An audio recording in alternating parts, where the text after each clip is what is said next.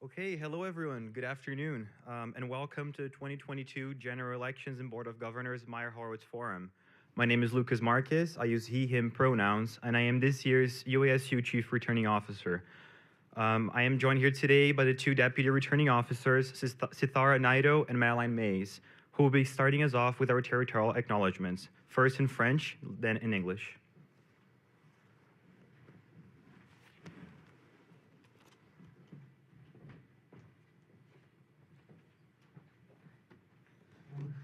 Salut, je m'appelle Sithara. Donc, l'Université de l'Alberta occupe des terres autochtones à Amiskwati, Waskahikan, colonialement connu comme Edmonton, sur le territoire du Traité 6. Depuis des temps immémoriaux, les berges de la vallée de la rivière sont connus sous le nom de Pehonan, un lieu de rencontre pour les Cris, les Pieds Noirs, les Métis, les Saulteaux, les Sioux-Nakota et les Dene. Nous savons également que l'université et une grande partie de la ville sont situées sur des terres non cédées et illégalement volées du peuple cri de Papas Chase. Nous savons également que ni les reconnaissances territoriales ni les reconnaissances de traités ne peuvent créer des changements importants pour les peuples qui ont été placés par l'institution permanente du colonialisme. Ces changements ne peuvent être réalisés que si nous agissons en solidarité avec les peuples autochtones.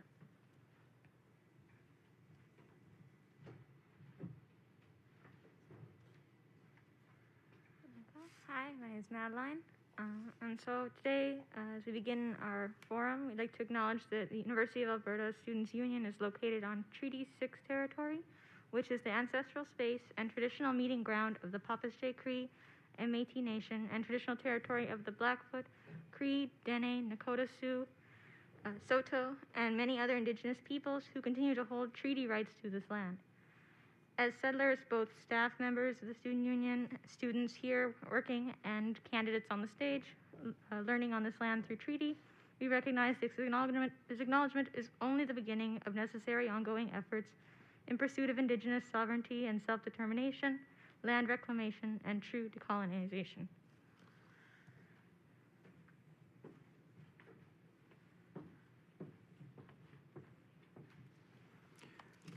Okay, before we start, some ground rules.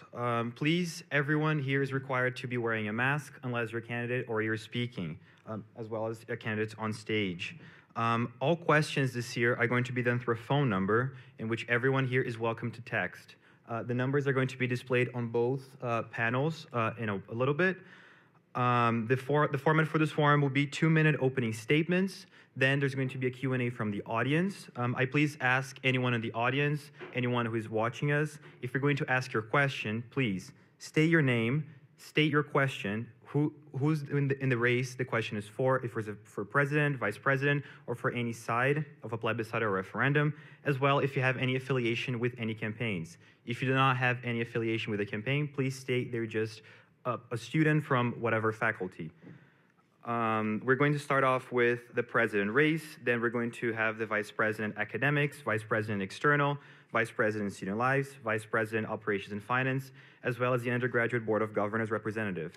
Afterwards, we're going to start off with the 8 plebiscite and referendum questions that we have this year. They're going to be called up in no particular order.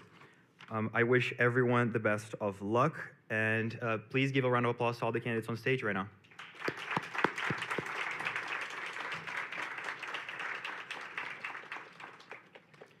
Okay, to start off, we have opening statements for the presidential race. I would like to give the floor to candidate Kimani.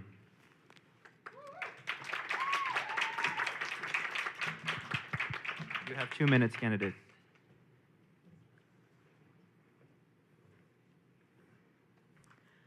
I don't know how I'm going to pay my tuition fees. I don't know where to go or where to turn to for support on campus. I don't know how I'm going to get through online classes. These are only some of the countless messages I've received from students over social media and email during my time as VP Operations and Finance. I know that students are burnt out because you have told me so. These experiences are far too common, and that isn't acceptable. I heard you last year when you voiced your concerns, and I stood for them. That is why I expanded our mental health supports, pushed our EDI efforts, and made sustainability a priority in sub. I'm running for president now because our campuses need revival. I am running for president because sexual violence on our campus is an ongoing issue that needs to be addressed. By reviewing our outdated sexual violence policy, pushing for mandatory staff disclosure training, and supporting student groups. I'm running for president because our campuses must be accessible through improving our academic accommodation policies and improving the quality of online learning. I am running for president because too many students, like myself, remain unrepresented and underserved. Identity matters. And students from marginalized communities are faced with structural barriers to success at the U of A. Now more than ever, we need real change because the quality of education that we are currently receiving does not reflect the thousands and thousands of dollars that we are forced to spend on it. There's a lot of uncertainty right now, and we may not have all the answers, but I have a plan of action that I know can take us to that first step together. There is a meaningful way forward together, and I can take that first step. Vote for me, Emily, on March 9th and 10th to be your next UASU president. Thank you. Thank you, candidate. Next, candidate Montero, you have the floor. You have 2 minutes.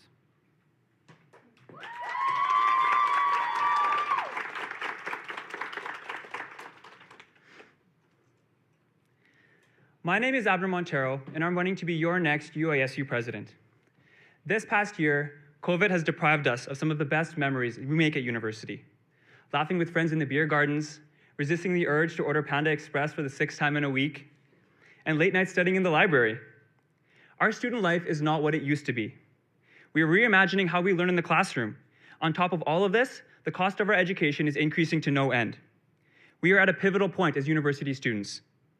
We need an SU president who not only understands how the university functions, but has personally experienced the issues that matter most to all of you. Someone who can see and understand the bigger picture. Someone who has promised and delivered on their commitments. I am that candidate. I remember my friends and I being in our first year and not being able to afford textbooks. This year, I worked towards ending that experience for so many students and implementing the Zero Textbook Cost Indicator program to save students hundreds of dollars in textbooks.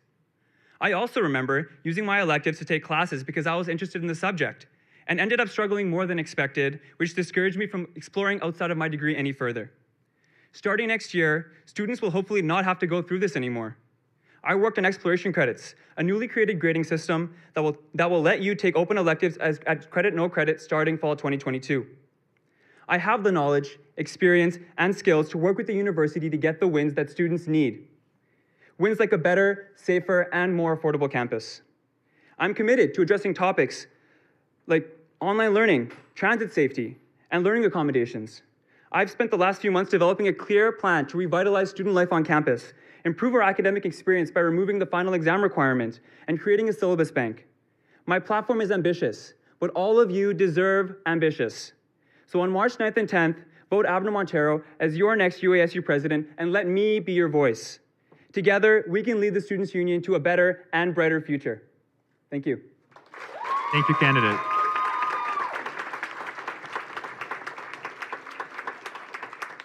Our next presidential candidate, go ahead, Mr. Ali. You have 2 minutes. Awesome. Well, thanks so much first off to the CRO and DROs for organizing this forum. My name is Harun Ali. I'm running to be your next Student Union president. Unlike both of the other presidential candidates, I'm actually not a current VP. And as we come back to campus, what we need now is we need different. The solutions cannot be put forward by the same people that led us here. We need a student union that is ready to stand up to our government. Our government is bludgeoning students. Our government is literally pricing students out of an education, and our university systems are not working for us. The reality is that being a university student here at the University of Alberta is becoming increasingly hard. We're seeing research programs being cut. We're seeing opportunities being cut. We're seeing grants being cut. We're seeing scholarships being cut. And the reality is these things need to come to an end. As your president, I'll take a stand. I'll work with the VP External, I'll work with the VP Academic to ensure that our university finally listens to us and that our government listens to us as well. We need a student union that is ready to stand up, that is ready to risk our relationship with the government to get better for students and to ensure that these mindlessly tuition increases can come to an end and that we can support all students here on campus and to ensure education is an affordable thing that everyone can access. But at the same time, too, we need to address mental health. With COVID-19, we have seen the realities. We have seen the reality of people struggling with mental health, and having those supports on campus is incredibly important. But at the same time, too, we need to recognize that the Sexual Violence Center here on campus is severely underfunded, and we need a university administration that recognizes this and stands up to it. But also, academic advising, too. As many of us know, I've used academic advising myself, so I can attest to it. The system's broken, and the solution is not Bill Flanagan's idea to restructure, to cut costs. We need to do better, and on March 9th and 10th, I hope to have you vote to be your next student union president. Thank you. Thank you, candidate. Next, we have the vice president academic race.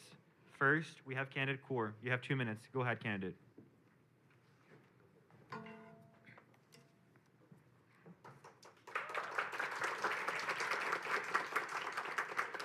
Hi, everyone. I thank you all for being here today, and I respectfully acknowledge that we are located on Treaty 6 territory. My name is Gurleen Kaur, and I'm running to be your next VPA. Respecting the time allotted to me, I will just brief you on what my academic advocacy and student group advocacy would look like. I will advocate for affordable or no textbooks, the program on which our current VPA worked, and which still needs to be taken further to reach the desired goal. I will ensure professor accountability and that the USRIs are evaluated regularly. I will advocate for low-risk opportunities for interdisciplinary, more work-integrated learning, and mitigating the challenges with academic accommodations. And for better inclusion within student groups, I will advocate for government restructuring as a long-term goal. And I will ensure and commit to advocacy for all and make sure nobody is left out by working with ARC and ASC, preventing reduction of courses at CSJ and more need-based fundings for international students, and considering the challenges faced by Augustana students. In the end, I just want to say that I am a fighter and I will keep fighting for you.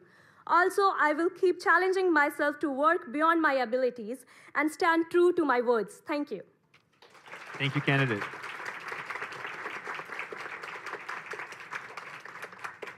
The following candidate for the vice president academic position. Go ahead, candidate Regmi. You have 2 minutes.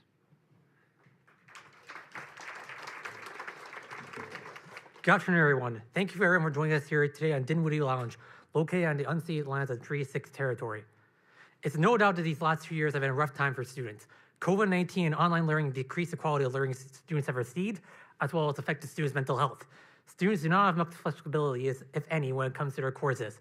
We continue to see cultures of systemic racism, misogyny, homophobia, and transphobia in classrooms, making a learning environment uncomfortable and unsafe for many students. Government cuts have skyrocketed the cost of tuition, forcing students to put their finances over academics. And there's not enough support for students when it comes to actually helping students acquire skills for solving 21st century problems or getting enough infrastructure to support the influx of students. However, I'm here to tell students today that even though these are the conditions we face today, it does not have to be this way. We can and we have the potential to change course and head in the right direction. We have a chance to build a progressive university where all students can find a home.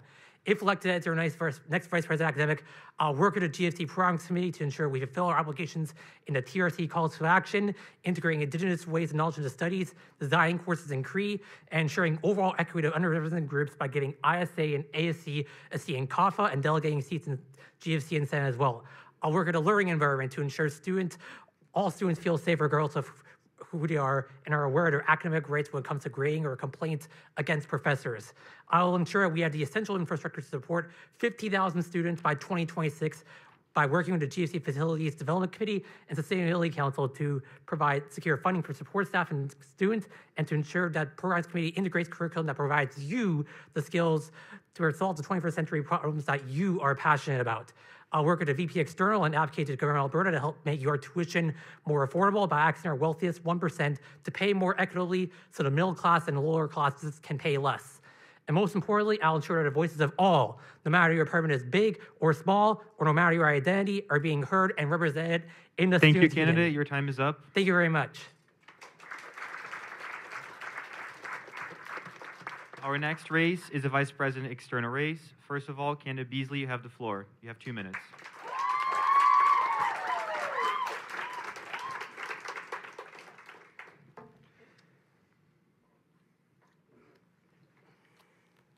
I got all over my hands and a little over my suit.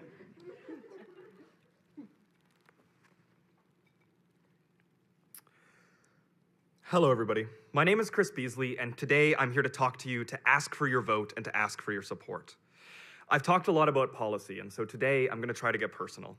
In the fall, my 17-year-old brother will be starting here with his Bachelor of Commerce. My brother will be paying almost 50% higher for his degree than I would have when I started. And he'll be paying more to get a worse education at a university that's been hammered with cuts again and again. I'm talking about my brother because these tuition increases are personal, not just to me, but they're personal to everybody. They're personal to everybody who's ever skipped a meal because they can't afford it. They're personal to everybody who has no plan to pay off their student loan debt that gets higher every year. They're personal to every single person who wasn't able to afford therapy or mental health care because they were too busy paying for their tuition and paying back their degree. Now is the time for change, because so far we've been unable to stop the $220 million in cuts that our university has faced, cuts that have made our education worse. I'm going to graduate from the University of Alberta, quite proudly, and I'm going to put my degree on my wall, and I want it to increase in value while it's up there. But that's not the path that we're on right now. The quality of our education has declined, and that should matter to all of us. I know that it matters to everybody in this room, but it should also matter across the river in the legislature. And it should matter when we bring an economic argument that says, look, a lot of us are going to be staying in Alberta. A lot of us are going to become leaders in Alberta, and the quality of our education becomes the quality of the Albertan economy.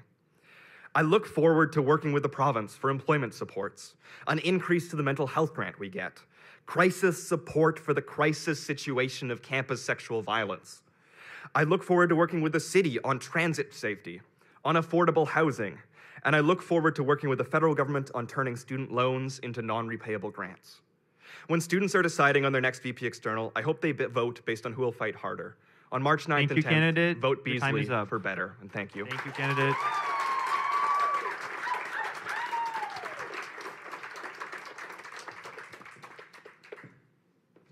Second, we have candidate Fotang for the VP External race. You have 2 minutes, candidate.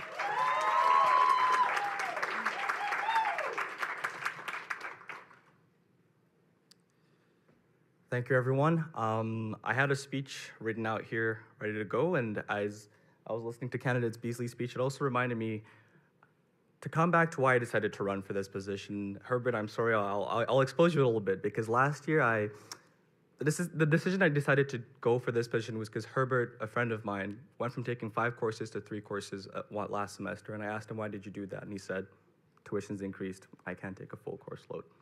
Now, the rhetoric of this campaign between Chris and I, who are actually pretty good friends, and if many of you might not believe, has gotten harsh. I've had friends who've, unfollowed and things that have, gone down, and I'm not proud of, and I want to say, Chris, clearly that any attack you get on Reddit, I don't think is fair. He's been a great leader for his faculty association, but at the end of the day, let's get back to the issues at hand. This year, I've had the honor of serving as your Vice President External, and the things I've been able to get accomplished for you is fighting back against exceptional tuition increases. I've secured $13.4 million in funding for Campus St. Jean students so they can continue to get the quality bilingual education they deserve. And alongside my colleagues at the Council of Alberta University Students, we advocated to the government to provide $2.5 million to support colleges and universities in revisiting and revising their sexual violence policies. They didn't say this is the end of it. We're still advocating for more, knowing that this is just the beginning of much needed funding for training to offer essential services and supports for survivors. But the job is still not finished. Still, as we go into the last year of 7% tuition increases, affordability is still at the top of mind for students, which is why I want to advocate for more non-repayable forms of financial aid. We already got $15 million in grants and bursaries for low-income students studying in high-demand programs. But given all the financial pressures you still continue to face, as VP External, I want to continue for expansion of funding for financial aid for students. The economic impacts of the pandemic have stolen and eliminated student employment opportunities, so it is essential that we continue to search for co-ops and internships that will support students. Your time so on is March up. 9th and 10th, re-elect Thank you, experienced candidate. leadership. Thank you.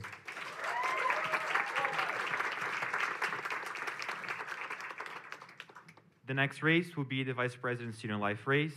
I would like to start off with candidate Morris. You have 2 minutes, candidate.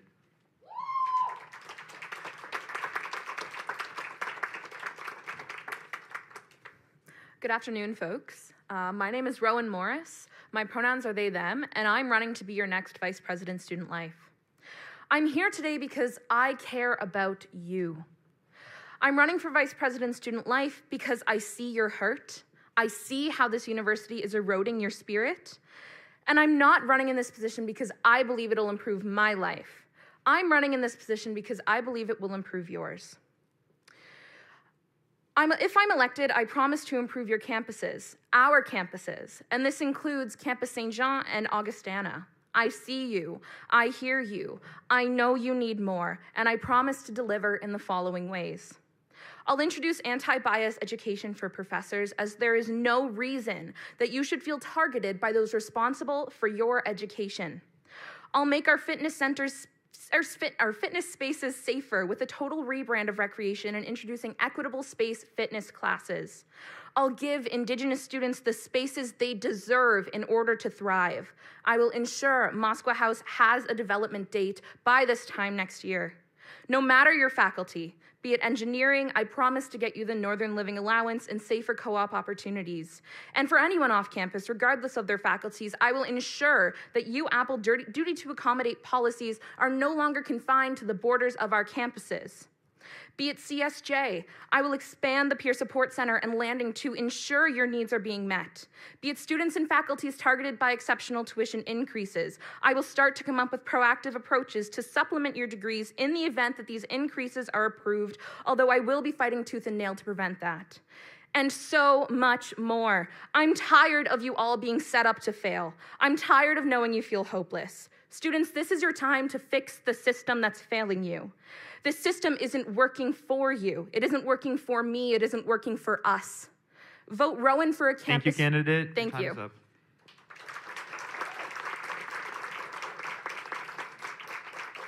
Next candidate, we have candidate Fogate. You have 2 minutes, candidate.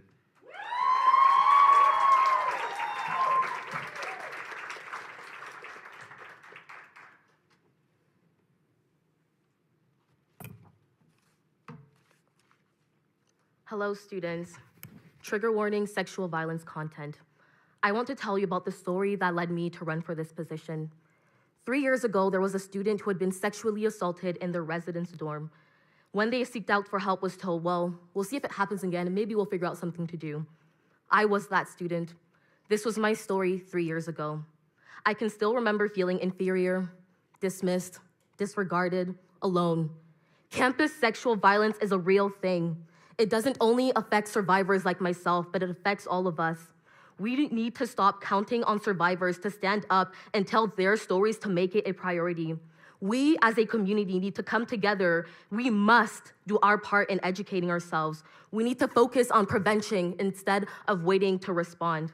I'm running because sexual violence isn't the only cause of loneliness or feeling of isolation for many students. So many of us here have been deprived of fully enjoying our university of experience because maybe it's because of the campus you're located on, gender, race, sexuality, religion, whether it's being able to host an event on campus or just enjoying your time in residence. We all deserve so much better, and I get this, and this is why I've built a platform that talks about students' issues. I've built a platform that represents the needs of all demographics on our campuses. It starts with addressing sexual violence in and outside of our residences. It starts with uplifting minority groups and marginalized groups. It starts with our voice. It starts with your vote. On March 9th and 10th, vote Joanie, and together let's make sure that the UASU's advocacy starts with student life. Thank you. Thank you, candidate. For the next race, we have the Vice President, Operations and Finance race. Go ahead, candidate Veloso. You have 2 minutes.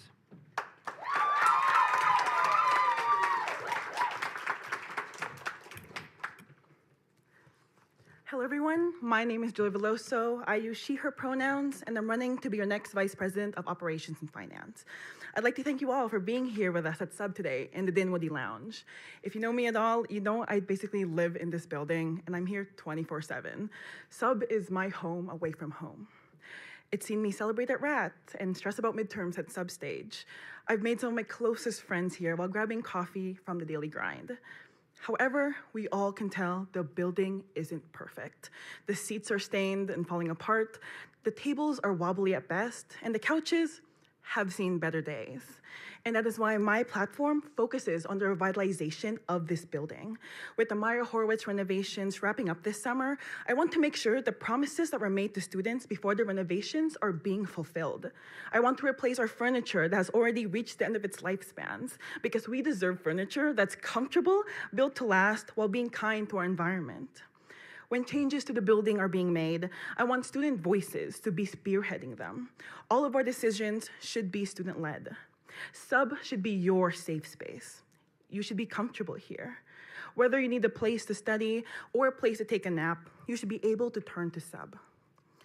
At the end of the day, I want this building to not only be my home, but yours as well. I hope to earn your support on March 9th and 10th.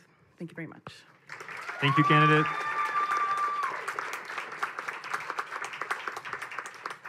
For the next race, we have the Undergraduate Board of Governors representative. Go ahead, candidate Dorshai. You have 2 minutes.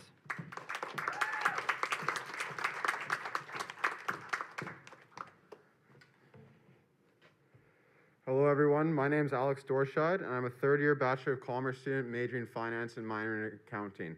I decided to run to be the Undergraduate Board of Governors representative because I felt that the Students' Union didn't have the voices of the common student. Sorry, I'll just take my mask off for a sec. I felt that the Students' Union didn't represent the voice of the common student. I think everyone I've talked to hates the whipsaw between online classes and in-person classes. The University of Alberta wants to expand to 50,000 students by 2026. At our current spaces, there's no way this can possibly be done safely with having an additional 10,000 plus students on campus. So for that, I'm going to advocate to the Board of Governors to implement hybrid learning in the long run for the institution. This solution is already in place, as many classrooms, if you look above, there's a camera in the classroom that will allow the instructor to record his class live without invading the privacy of any students. And this will allow people to attend safely. If they're still scared of COVID, they can attend safely online, or they can attend in person if they're comfortable with that as well. I want to work for solutions that are okay for all students. No student should feel the need to be forced to come to campus. No student should have their mental health impacted by being forced to stay at home. So this is why I'm running for the Board of Governors, to advocate for every student, no matter what they want to do. So on March 9th and 10th, please vote for Alex Dorshide for Board of Governors representative. Thank you. Thank you, candidate. And that concludes all of our candidates for the Executive and Board of Governor races. Next, we have APERG, the yes side for an APERG fee for a plebiscite and a referendum. Go ahead. You have 2 minutes.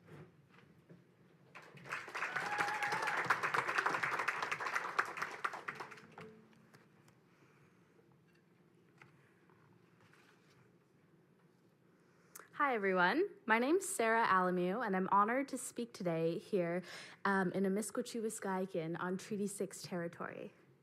On March 9th and 10th, the Students' Union will ask you a question.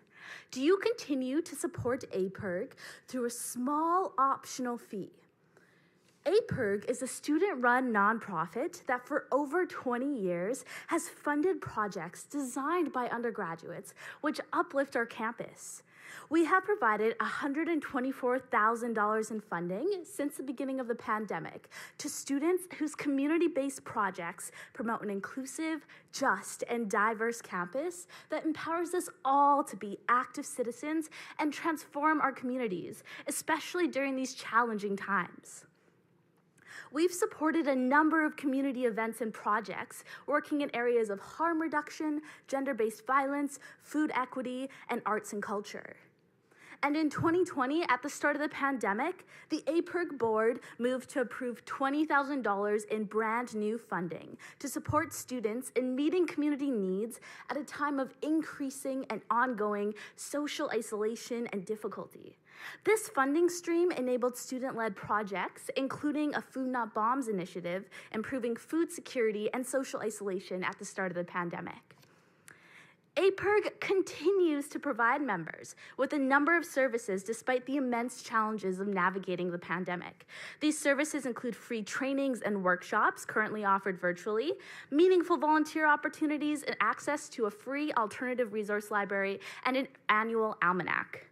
So, on March 9th and 10th, vote yes to continue supporting an inclusive, just, and diverse campus.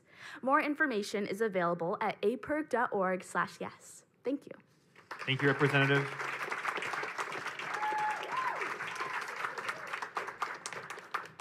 Next, we have a representative from the ESA for the yes side. You have 2 minutes, Representative.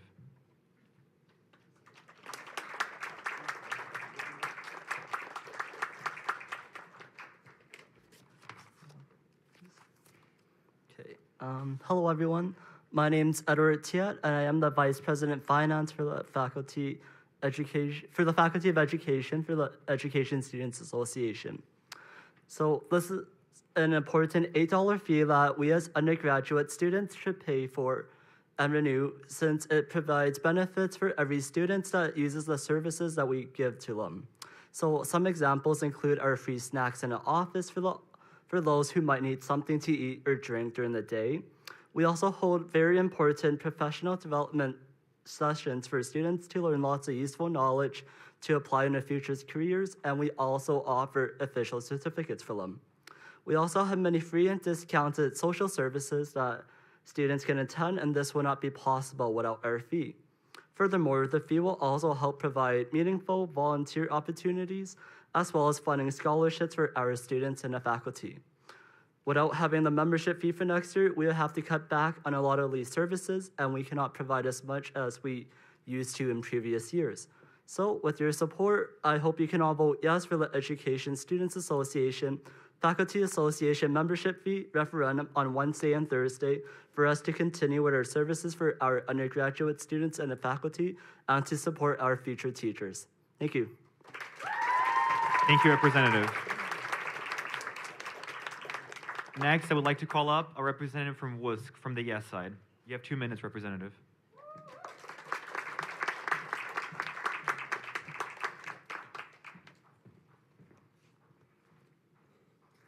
Hello, my name is Damon Bechtel, and I'm representing World University Service of Canada to talk about the Student Refugee Program referendum. First off, I want to thank you. Because of you and your contributions as undergraduate students to the Student Refugee Fund, we've been able to sponsor refugee students at the university since 1988, making this the longest running student levy on campus right now. Over the last 3 years, we have been able to sponsor students from Somalia, from South Sudan, and from Syria. We're asking you to vote yes for a $1.50 student levy in the winter and the fall semesters to support the living expenses, the technology needs, and for some students, the additional money they need for an English prerequisite course. The Student Refugee Program is uniquely suited to help these students be set up for success, as they are able to gain Canadian permanent residency and be a part of an undergraduate degree program. Our world is crazy right now, and there's many students across the world that don't have the opportunities that we have to be here to take university. I'm asking for your support so that we can help these students have the resources so they can be empowered with the skills and opportunities for them to achieve their dreams. Thank you. Thank you, Representative. Next, I would like to call up a representative from the SLS yes side. You have 2 minutes, Representative.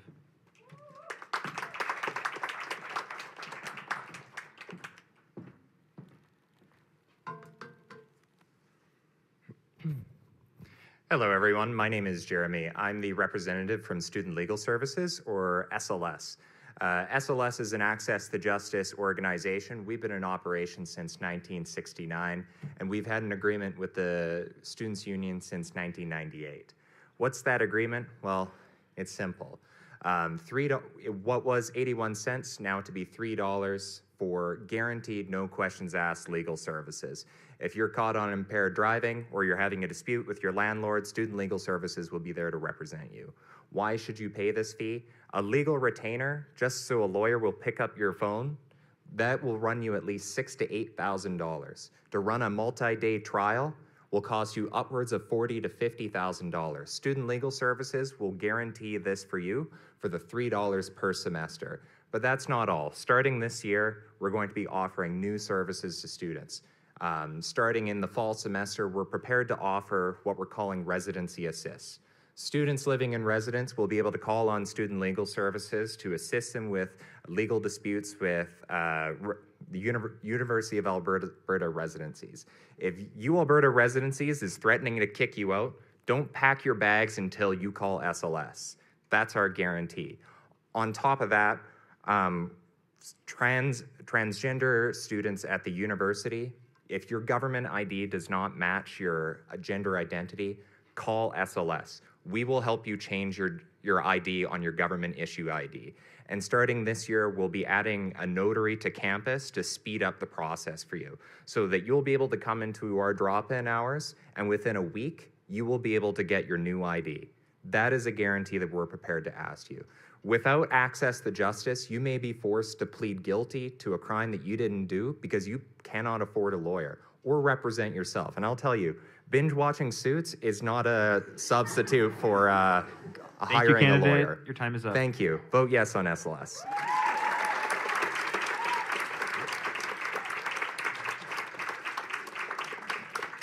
Next, I would like to call a representative from the ISA yes side. You have 2 minutes, representative.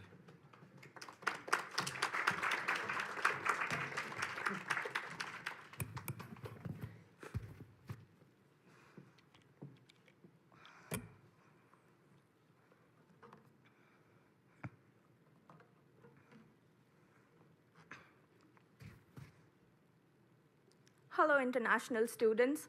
I am Gurbani, the Vice President External of the ISA. Well, what is ISA? ISA is the International Students Association that started from a Lister room by just 2 international students who wanted to make a change. You want to know what the change was? The change was to no longer let our community be underrepresented on this campus. Since then, the ISA has made brisk achievements.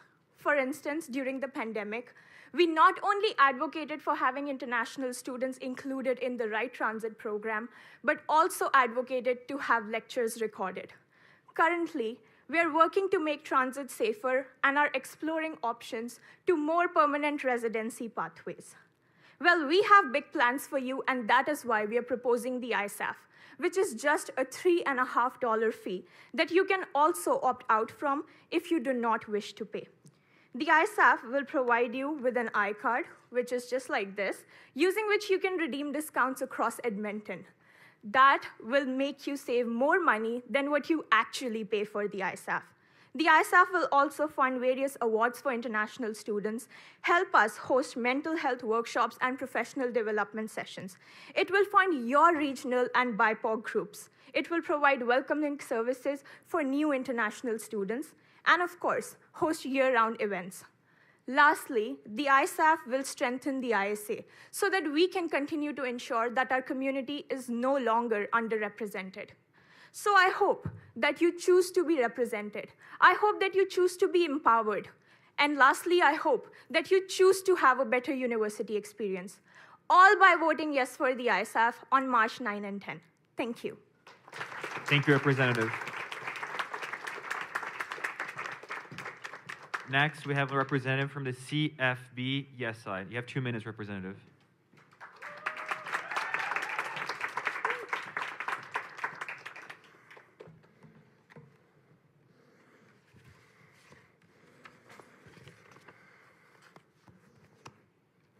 Hi, everybody. My name's Ethan. I'm from the Campus Food Bank, and I'm here to talk to you all about the upcoming Campus Food Bank Plebiscite.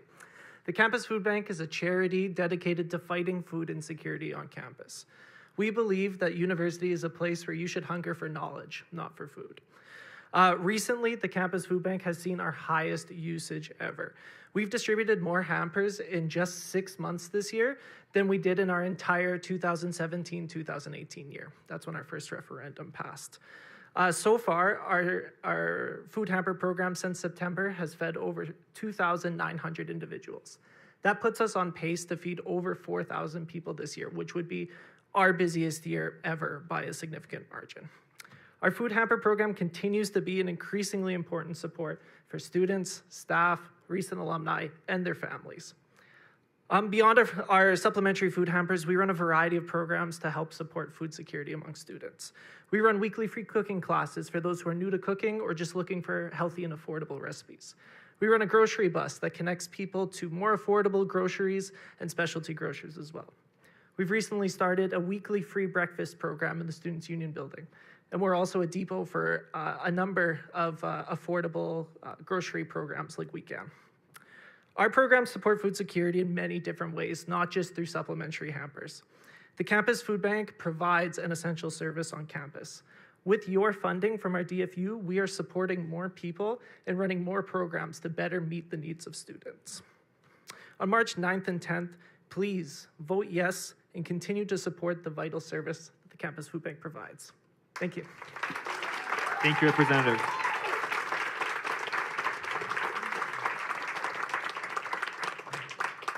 And our last representative for today is for the ISSS yes side. You have 2 minutes, Representative.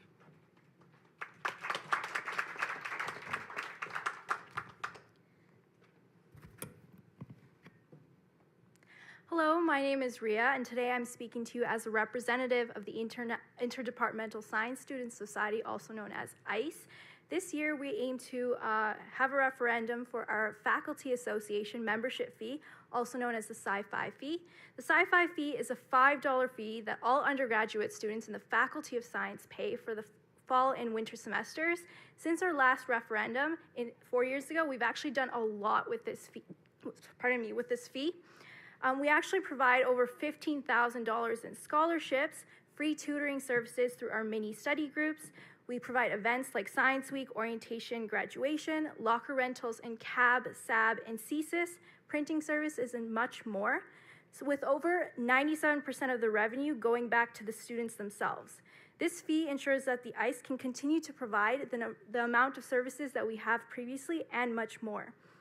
On behalf of the representatives of the ICE and our organization, I encourage you all to vote yes to continue to pay this Sci-Fi fee during the upcoming elections.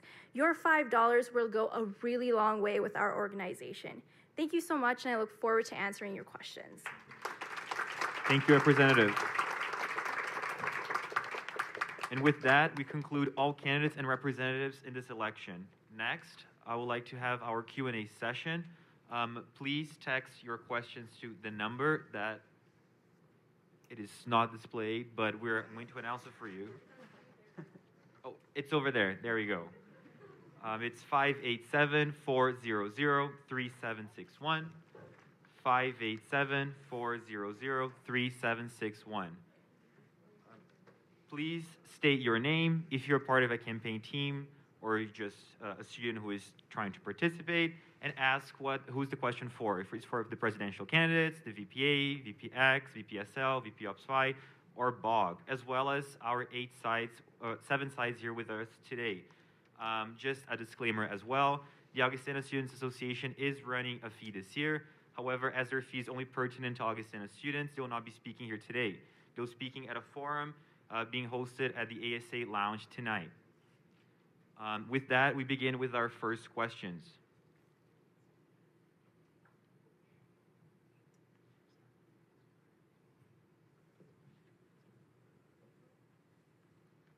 And I quote the student, "I am an international student in the Faculty of Engineering and not associated with any race. My question is for the VP external candidates. What mechanisms do you plan to use when advocating and negotiating with the government on affordable tuition and supports for international students?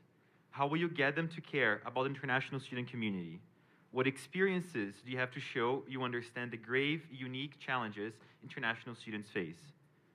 Would the VPX candidates like me to repeat the question? Here you go. So can I please have candidate Fotang? You have 1 minute to answer this question. Go ahead, you have the floor. No, that's a great question. And as we know, the average tuition for international students is around $30,000, and for domestic students, it's $6,000. There's a huge disparity, and a lot of our universities are balancing the cuts that they're getting from their provinces on the backs of international students. In terms of what we've been doing, I've been working through our federal lobby group, the Canadian Alliance of Student Associations, as chair, to lobby the federal government, specifically the Minister of Immigration, Refugee and Citizenship Canada, to highlight these experiences that international students are going through, and also see how we can open up more availabilities, whether it's eliminating work permits so they can have more, reduce the barriers to work opportunities. But also we've been creating campaigns through CASA that we can highlight and meet with MPs and say, this is the experiences international students are going through. Also working with the International Students Associations, working with all the other SUs and SEs across the country to make sure that they're also putting international students as a priority first. When I started this job, international students' issues were not a priority for a lot of our lobby groups, but I made sure that this has had to be a highlight for both us and CASA, Thank you, candidate. crew, Your and time is for up. even at the provincial level. Thank you, candidate. Thank you. Please go ahead, candidate Beasley. You have 1 minute.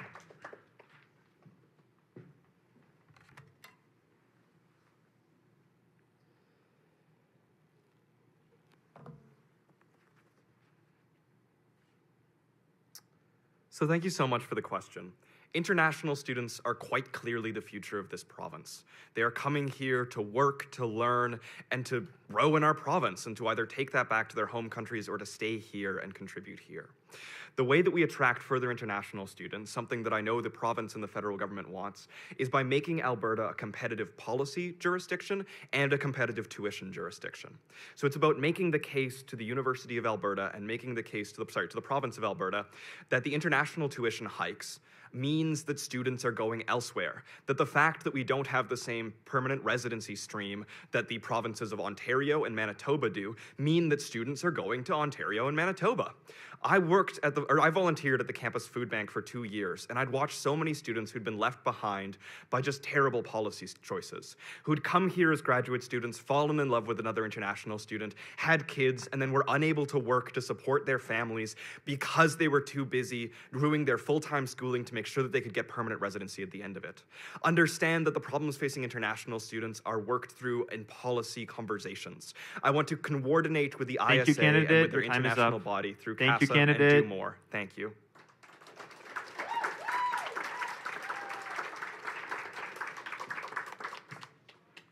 The next question comes from Yusuf, who is a student and not part of any race. And I quote the student. This is a question for the presidential candidates. What is your plan to address the unsafe conditions riding transit, and especially the LRT, especially since the onset of the pandemic? Go ahead, candidate Ali, you have 1 minute. Would you like me to repeat any of the question? No. Yeah, awesome. This is an idea that I'm very well aware of. As a transit user myself, I can see the issues that we have on transit. But the reality is that adding more security, adding more police onto transit is not going to keep transit safe. You know what I mean? We need to ensure this is a humanitarian issue. What we're seeing right now is that we're seeing an opioid crisis in our LRT stations. We're seeing an unhealth crisis in LRT stations. And the way we do this is by ensuring that the city council is actually investing in affordable housing, investing in supportive housing, and ensuring that people have access to naloxone kits as well. If we want to keep our community safe, we are here now. The reason why transit's been safe for these past 2 years is because, unfortunately, we haven't had many people here. Now we're seeing large crowds of people. And once again, as we know, crowds keep people safe. So once again, I ask you, keep a lookout for each other. And as president, I'll make sure that I work with city council to ensure we're investing in supportive housing and to ensure that we're investing in supportive measures for everyone here on campus and everyone in our city as well. Thank you so much. Thank you, candidate. Next, we have candidate Montero. You have 1 minute, candidate.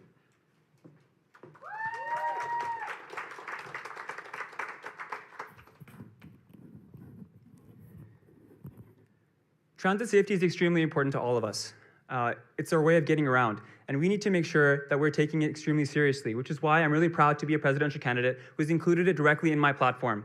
The strategies for being able to make transit a safer place come in a varying different ways, starting with our physical infrastructure and working with the city of Edmonton to make sure that we can have cell service in our LRT stations, because currently, if there was an emergency and you wanted to make a phone call, you couldn't do that. or the fact that there's very dim lighting and it's difficult to be able to feel comfortable walking down on the LRT station or even walking out at night, taking the bus. But I also think there's an element here that presidential candidate Ali also talked about, which is making sure that there's integrated crisis response in supporting the people who are in the LRT stations and don't have the help that they need. The city of Edmonton just recently approved a $3.9 million pilot project in order to have integrated crisis response to support students but also to help our Edmonton community feel safer in the transit community. And I think we need to make sure that we're advocating not only for our campus, but also for the surrounding Edmonton area.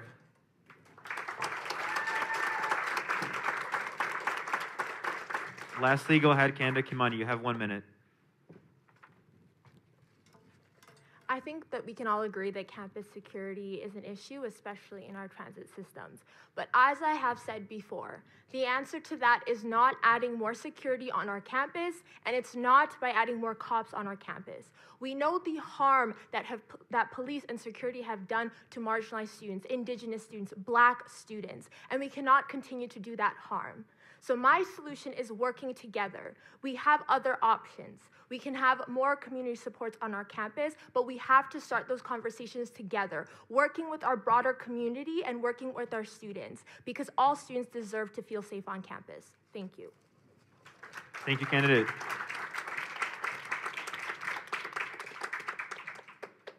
Next, we have a question from Jin Hee. This person is affiliated with the Gateway, and the question starts, and I quote, the question is for Vice President Student Life Raise. Candidate Folk has spoken about switching from Aramark for the meal plan. To her, I would like to specifics for what company she plans to work with next. For candidate Morris, I would like to ask what they have in store for the meal plan renewal. Would you like me to repeat the question? Then go ahead, candidate Folk, you have 1 minute.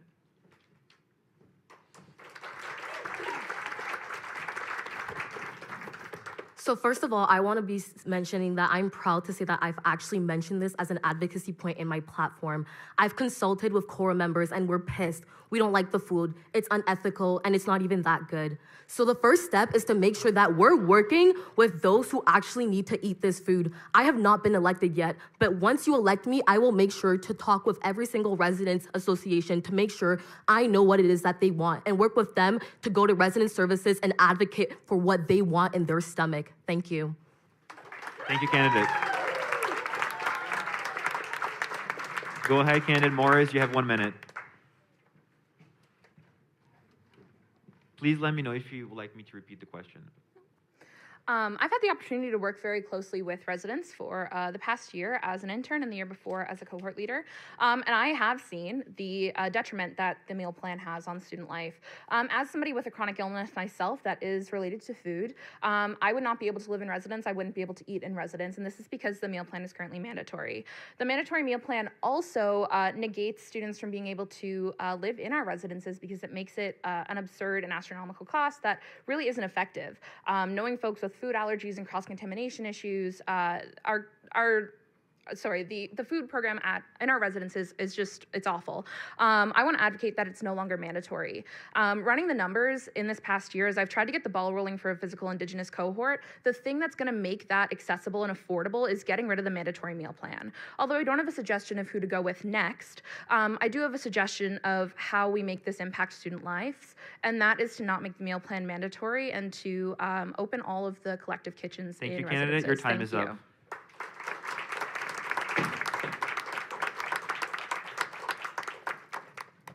Next, we have a question from Rebecca, a member of Chris Beasley's campaign. The question is for Vice President, Operations and Finance candidate Julia Veloso, and I quote the student. How has your involvement in student groups and advocacy brought you to your plans as a potential VP Ops 5? Would you like me to repeat the question? Just the last part, sorry. How has your involvement in student groups and advocacy brought you to your plans as a potential VP Ops 5? You have 1 minute, candidate.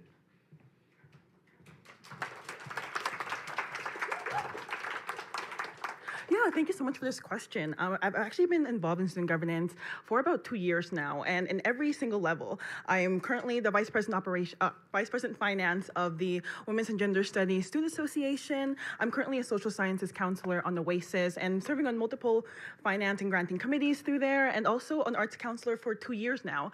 I serve on every single finance-related committee other than the Fee Governance Committee, which is an ad hoc committee that was just started this year.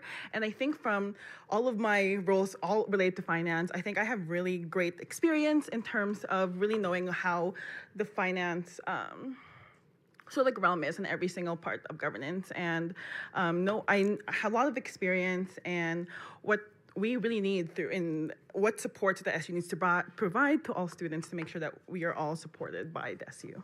Thanks. Thank you, candidate. Again, the Elections Office would like to remind you, if you have any questions, please text the number 587-400-3761. We also welcome any questions for the Undergraduate Board of Governors representative, as well as for the Vice President academic race. The next question is for the Student Legal Services fee, and it comes from Taylor Jeffrey, a representative from the Gateway. And the question for the Student Legal Services reads as follows, and I quote, "Many students may not be aware of your services that SLS provides. How do you plan on extending your student outreach to explain the resources you can provide?" Would you like me to repeat the question? Go ahead, Representative, you have 1 minute.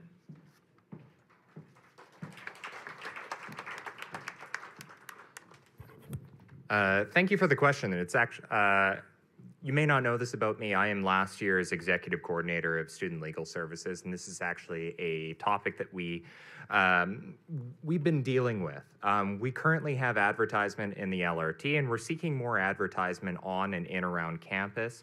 In a non-pandemic year, usually we have tabling and sub where we provide free legal information on a number of legal topics pertaining to students.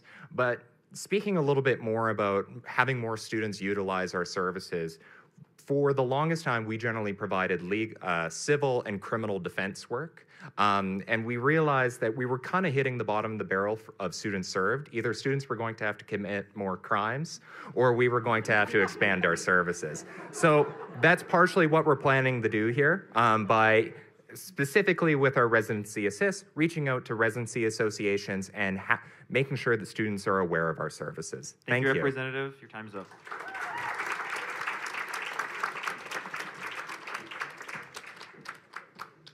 Next, we have a question for the Undergraduate Board of Governors representative from Maddie Dempsey, Chris Beasley's campaign team. And I quote the student. What is your experience in student governance so far, and how will this translate into working on the Board of Governors? Would you like me to repeat the question, candidate? No, I'm fine. Thank You have 1 minute, candidate.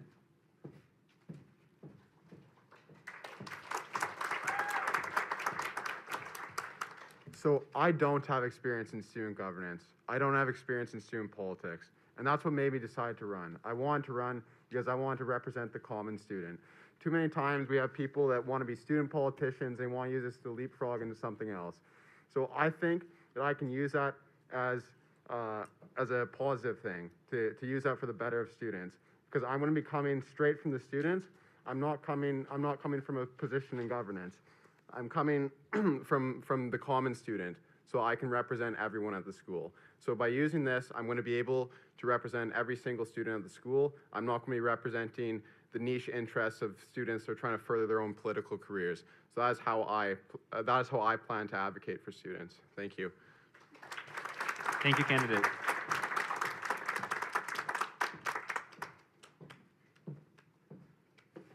The next question is from an international student in the Faculty of Science. This question is for the Vice President Student Life candidates, and I quote the student. Do you have any specific plan in your platform to help international students? Please do not generalize answers. We want to hear specific plans. Candidate Morris, go ahead. You have 1 minute.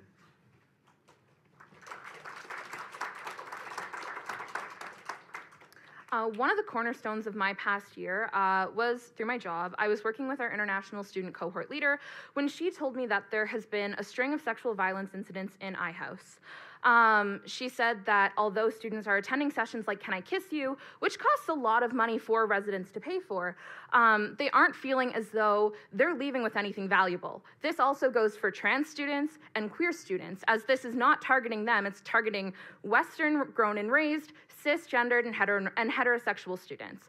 So one of my plans is to change the training that we offer. All students who are coming into our campus should be able to have something that, lets them know that you have an entitlement to your body and you have an entitlement to your space, which international students are coming to me and this cohort leader to tell them that they're just realizing this at this point and that they're very upset about that.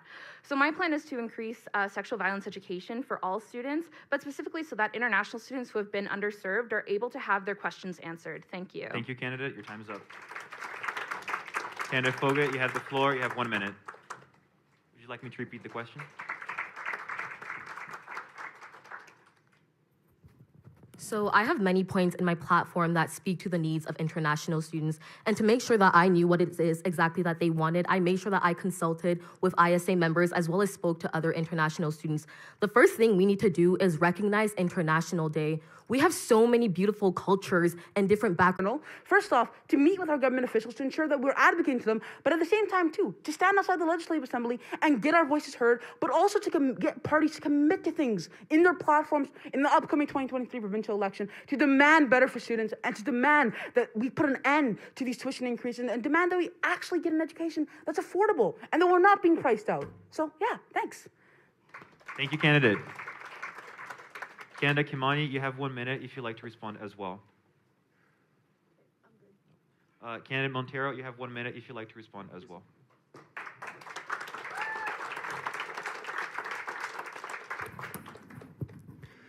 I think it's extremely important that the next presidential candidate puts forward tangible solutions that students can understand and know what will happen when the representative goes forward. I think it's really important that we're advocating to the government. Students are loud, they're voicing their opinions to make sure that the government knows that it's important. But I also think that we need to be proactive as opposed to reactive. When we get to the point of protesting and telling students that we need to make our voice loud, it's at the point where the government has already made their decisions on what they're going to do. And I think we need to take it one step beyond that, and the next candidate needs to work with the VP External, working with government stakeholders, that when we're going to policy conventions and when they're developing their platforms, we're making sure we're incorporating ideas and views of students and post-secondary to make sure they're reflected in those budgets and in those platforms when they come out. That way students shouldn't have to go out there and advocate saying that the government doesn't care about our education. Thank you. Thank you, candidate. The next question comes from an anonymous audience member who is not related to any campaign, and it's for the VP External candidates. And I quote the student: although the current UCP government is definitely not one to be proud of, conservative voices on campus have been widely silenced and unheard. Many students don't feel safe expressing their opinions on campus. How can you ensure, as VP External, that you will work with the NDP and UCP government fairly and without pre-existing bias? And will you have conversations between students who support opposing political parties, attempting to make campus a more welcoming place for students? Would you like me to repeat the question, candidates? Go ahead, candidate Beasley. You have 1 minute.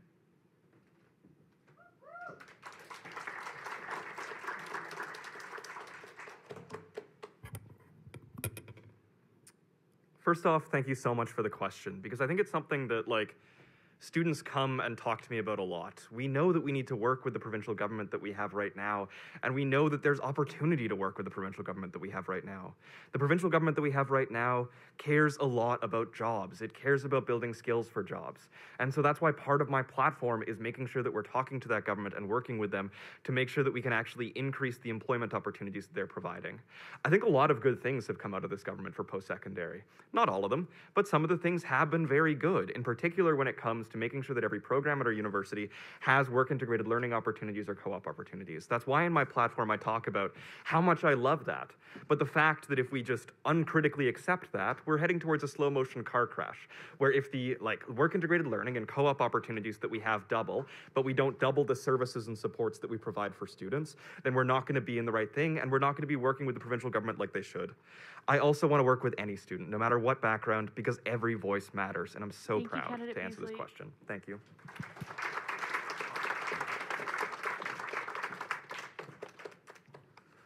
So working with all parties across the aisle is something I've been doing this entire term. We've been working with the provincial government to get those supports that we need, whether it's in regards to giving $50 million in grants for low-income students or providing $151 million for increasing enrollment in our province's post-secondary education system. I've also been working with other parties, even the NDP and the Alberta Party, you know, whether they make it a seat in the next election or not. We have to make sure that issues of post-secondary education are in their platforms, are something that are top of priority for them.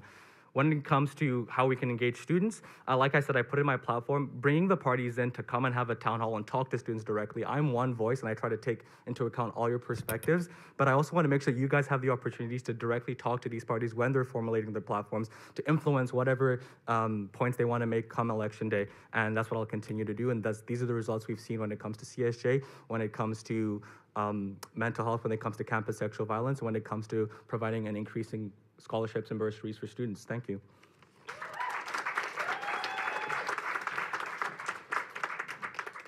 Can everyone hear me okay? Okay, so the next question is from Daniel Kosak, a volunteer writer for The Gateway. And to quote their question, my question is for the Vice President of Operations and Finance. As there's only one candidate for this position this year, I find myself asking the question of what will be done to ensure that this candidate will be held accountable for the students that vote for her. Candidate Vioso.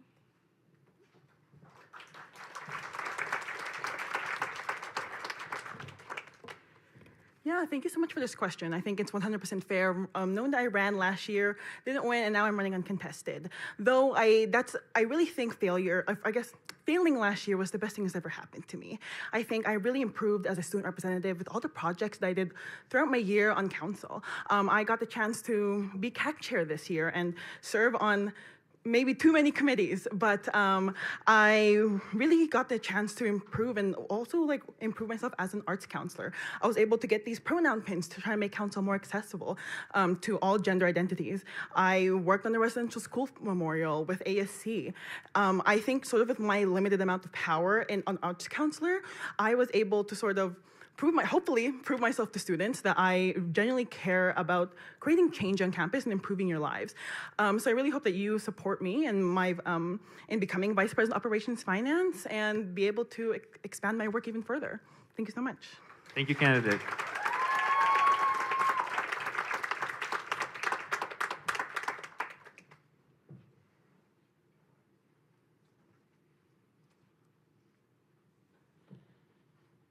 This question is from a student named Yusuf, not part of any race. It is for the Vice President Student Life candidates. Are you aware, and I quote the student, sorry, are you aware of the ventilation issues and smells in sub-building?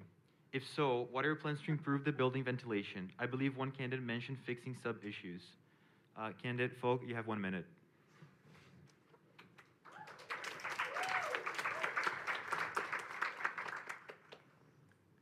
So I'm always here on campus now, so I am aware of these issues and it sucks, although this is something that's not particular to my portfolio, so I will make sure that we're still addressing this with the elected VP Ops FI, although I do want to mention what I can do within the portfolio of VP Student Life. This is the same issue, but in our residences, and this has not been brought up, so we need to make sure that we're working again with quorum members in seeing how we can develop a recommendation plan to resident services so that they're making sure that our residences is safe for all of our students. Thank you. Thank you, candidate. Candidate Morris, you have 1 minute.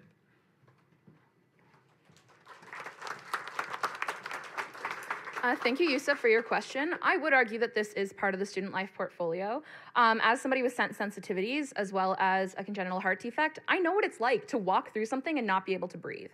Although the solution comes from changing parts of the building, the advocacy to get the funding for that, I believe, is student life. We need to recognize that disabled students who have trouble going through places with strong smells still belong to be here and still should be here. So I will work with the operations and finance elected person, as well as our facility and operations team here at the university to come up with interim and then permanent solutions so that you can enjoy your spaces on campus. Thank you. Thank you, candidate. The next question is from Kiara, a volunteer on Joannie's team, and it is to the Board of Governors candidate. And I quote the student, what is your definition of the common student? You have 1 minute, candidate.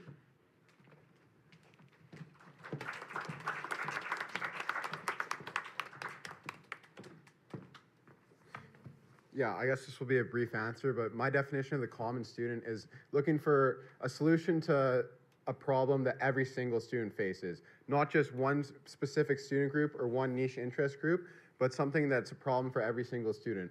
The Board of Governors oversees the long-term planning of the institution, and they oversee the long-term strategic goal of the institution. That isn't pertinent to just one group, that's pertinent to every single student. So to me, the common student is representing an issue that is a problem for every single student, not just a particular group.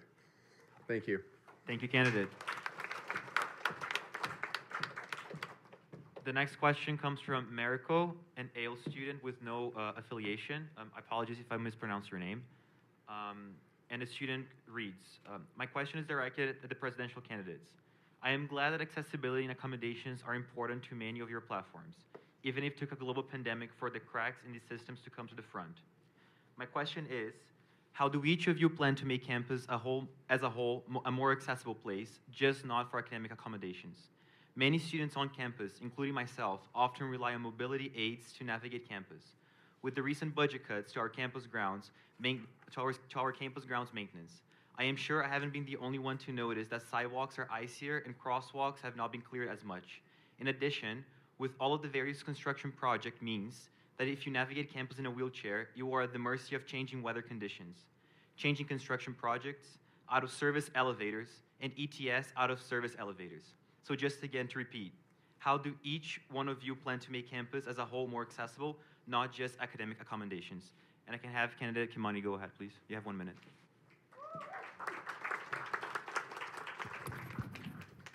Thank you for the question. I totally agree that accessibility extends outside of the classroom, and that's why I have a plan for it directly in my platform, specifically when it comes to SUB.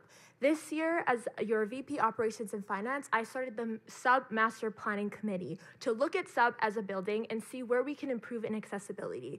I mean, when we're talking about our elevators, which are just like whack, to be honest, when at lunchtime, you can barely find a place to sit, and our ramps are slippery. And so as your next president, I plan to continue my work at the sub-planning committee to develop a master plan. And from there, we can start actually assessing the accessibility needs in sub and finding solutions for them. Thank you.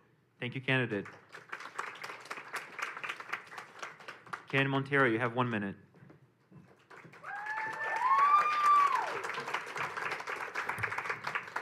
Yeah, I think this question addresses a number of components, more specifically talking about the Students' Union building and working with the VP Operations and Finance and our facilities team to make sure that our Students' Union building is a safe area. The construction that's going on within our space is a safe area. I was walking into sub the other day and someone right in front of me slipped on the ground, right? And making sure that we're making sure that those spaces are safe, that they're iced, but also going beyond that to the university, because the Students' Union doesn't have control of university spaces, but making sure we're working with the Vice President of Facilities and Operations and working with the VP Operations and Finance to make sure that we're addressing the spaces on our campus entirely, not just the Students' Union building, to make them safe and welcoming for everyone.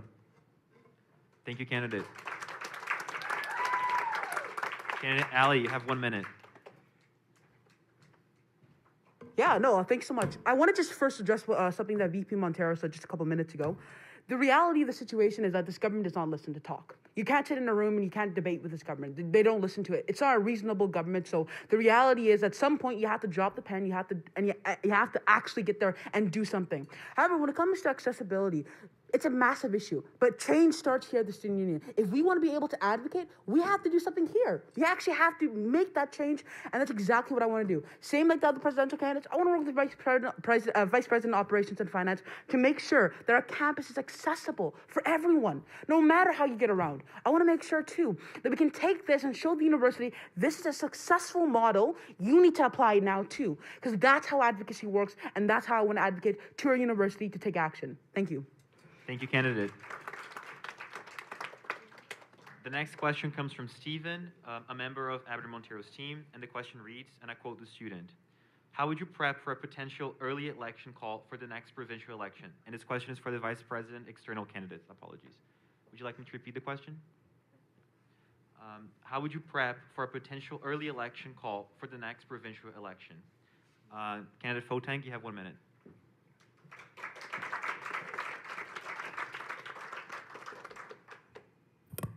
So the first thing is hiring a get out the vote coordinator, and I know Stephen, you had that role once. So getting someone who can equally fill those shoes that you did, and to immediately begin planning of what that looks like, because there is a potential that the provincial election could be called after May 1st, which my term would be over by then. The other thing is getting the issues of post-secondary as a focal point for the elections getting started already. So what I want to do is work with the Council of Alberta University Students to obtain third-party advertiser status so we can run advertisements during the elections about PSE issues. Because Edmonton is great, but I will be honest with you, we're probably going to have another sea of orange in Edmonton. The issue that will change this election is in the rural areas in Calgary, and we need to make sure that our issues are hitting those spots and they understand why post-secondary education is important to Alberta's future. And like I mentioned before, having those town halls and getting students to be connected with the party so that their problems and their priorities can be the priorities of our provincial party in the next government. So that's my answer. Thank you. Thank you, candidate. Candidate Beasley, you have 1 minute.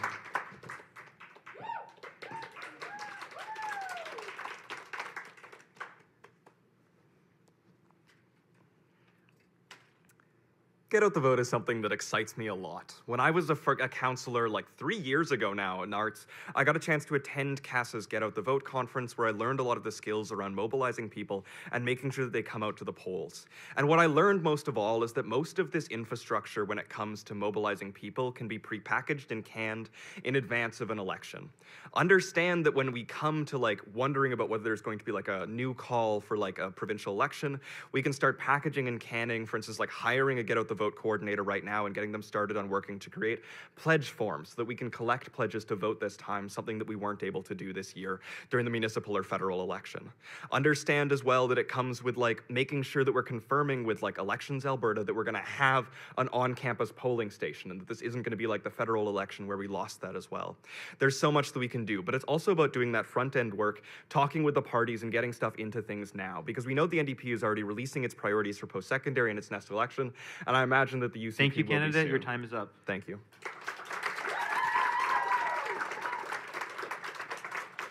The next question comes from Anna, a volunteer for the opinion section at the Gateway. And the question reads, and this is for the Vice President Student Life candidates. Both candidates represent marginalized groups on campus, and this is clearly represented in your platforms. How will you ensure that all students are being represented in your advocacy and promises, especially minority students that are not part of the marginalized groups you belong to? Candidate Morris, you have 1 minute. Please let me know if you would like me to repeat the question.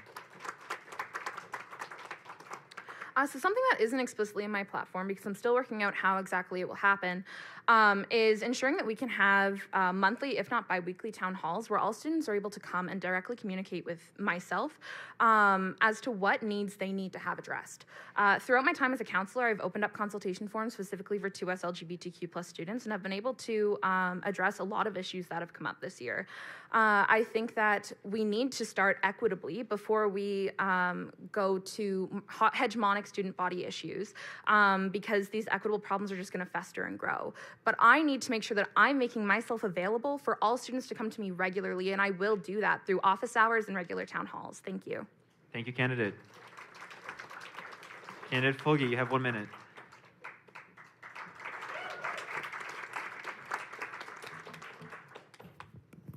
So I've already started this with my platform. I belong to the Black community and I belong to CSJ, and I've mentioned them in my platform, but I go beyond that. Students who parent need us to advocate for them, and I've mentioned them in my platform. People don't have accessible free menstrual products, and I've mentioned them. That is something that I will not benefit from, but I've already mentioned this. There are still students who practice minority faith religions that don't have academic accommodations and are not accessible and mentioned in our academic calendar. And I've already mentioned this. International students is also another group that I've mentioned. I've already done the work and it's already in my platform. So when you vote for me, you know that I represent all the demographics on our campus, and I will continue the consultation that I've already done to build this platform to make sure that you are all represented. Thank you. Thank you, candidate.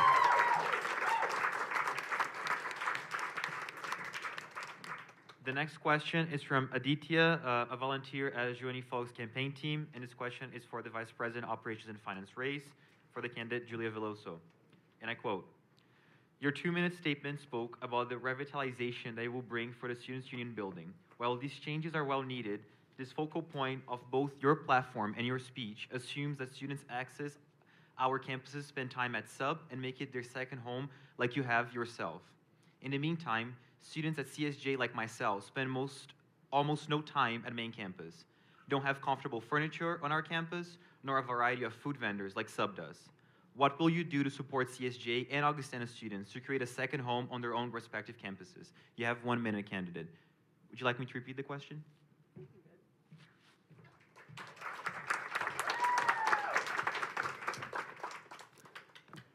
Thank you so much for the question. So given the Vice President of Operations and Finance, sort of like my portfolio really covers sub directly, and that is my responsibility to be able to improve this building. And I know CSJ students have often been left in the back burner in terms of any services that we have. So that's why sort of how I approach CSJ issues is trying to make sure our services are accessible to CSJ students. I talk about UASU Cares and wanting to sort of have that wellness directory specifically catered to you and your needs. And I am not a CSJ student, I am on North Campus, and I really want to make sure that I'm not making these decisions for you. I really hope to continue to work with AFSJ and see ways in which we can really expand that relationship and see how we can make CSJ more, I guess, more your home, and in ways that I can actually feasibly help you get new furniture and support you in other ways that way as well. Thank you so much. Thank you, candidate.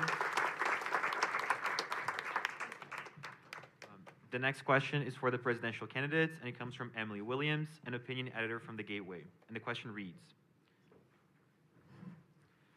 our previous president, Roman Lay, had a goal of opening a new childcare space on campus in 3 years, but told me in our last interview that the timelines had been stretched out for this. None of the presidential candidates make any mention of this on their platforms. My question is, have this year's candidates abandoned this project? And if not, what is the new proposed timeline for this goal? Would any of the candidates like me to repeat the question? Candidate Montero, go ahead, you have 1 minute.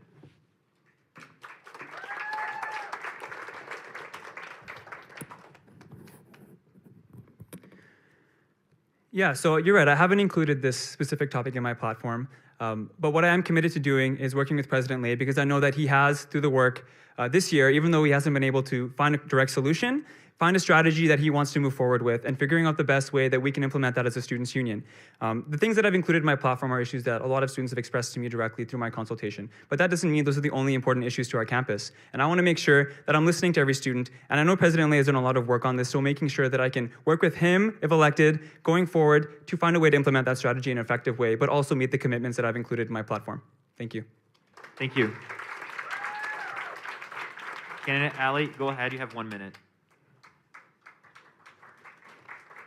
Yeah, absolutely. Once again, I mean, it's similar to VP Montero. Not every. Sorry. So in this situation, right, is that not everything there are some things missing. This is an obvious thing that I unfortunately missed in my platform. However, that doesn't mean that it's not important. The work that President Lay and VP Dixon have done throughout their term as SU execs have been phenomenal, and we do need to continue that work. And I'm committed to ensuring that I work with them, and I'm committed to ensuring that I work with the next SU team as well to make sure that we're ready to go on day one, and to make sure that we're ready to have a plan to work with all students here, and to ensure the campus is an accessible place for everyone. Thank you. Thank you, candidate. Candidate Kimani, go ahead, you have 1 minute. Thanks for your question, Emily. So as the other candidates mentioned, right now, Rowan is in the process of just confining and finalizing the blueprints for that and passing it over to the next executive, where they will pick up the work and finish it. But in the meantime, and as I state in my platform, we need to make sure that our policies are accommodating students with dependents and students who parent. And that's why I plan, as your next president, to amend the duty to accommodate policy, which does not include students with dependents as a protective ground. So that means if students with dependents have an appointment or emergency, their professors don't have to accommodate them, which, as I say again, is whack. So as your next president, I will amend this to accommodate students with dependents. Thank you. Thank you, candidate.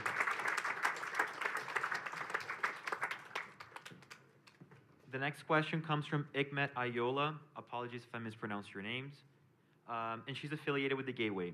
And this question is to both WUSC and the ISA. WASC and the ISA both talked about ensuring their respective demographics are able to obtain permanent residency during their degree. What pathways are each of these organizations looking into to ensure the process is smoother and faster for students? Go ahead, ISA, you have 1 minute.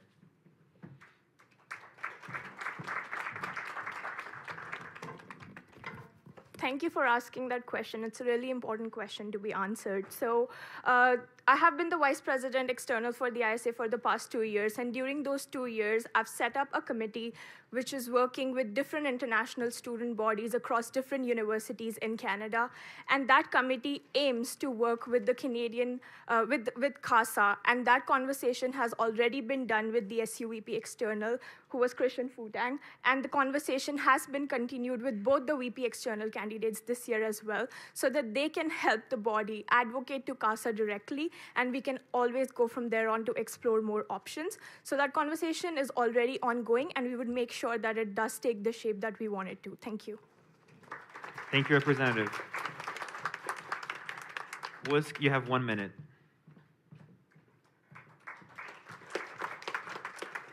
Yeah, thank you for the question. So our sponsorship is done with a Canada-wide organization, WASC, and we're a local committee of that.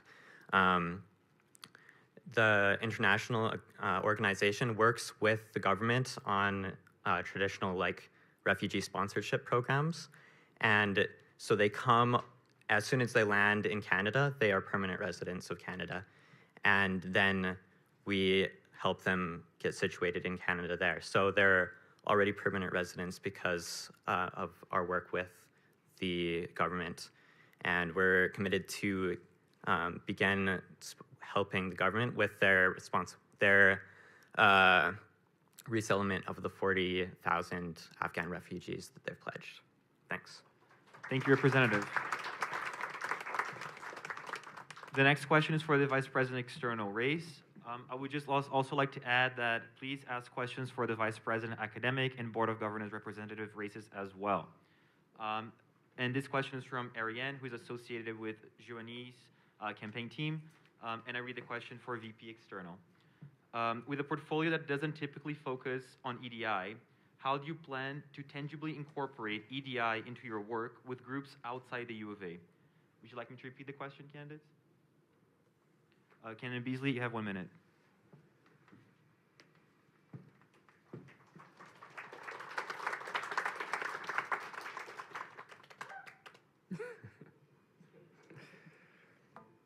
Thank you so much for the question, and I think this is incredibly important. It's why in my letter to students, the last paragraph acknowledges the fact that I'm oftentimes going to be the only student in the room, that oftentimes during these conversations I'm going to be representing others, and that in order to do that, I need to have a strong foundation with the campus community here, and that I need to have a strong foundation with communities outside of campus.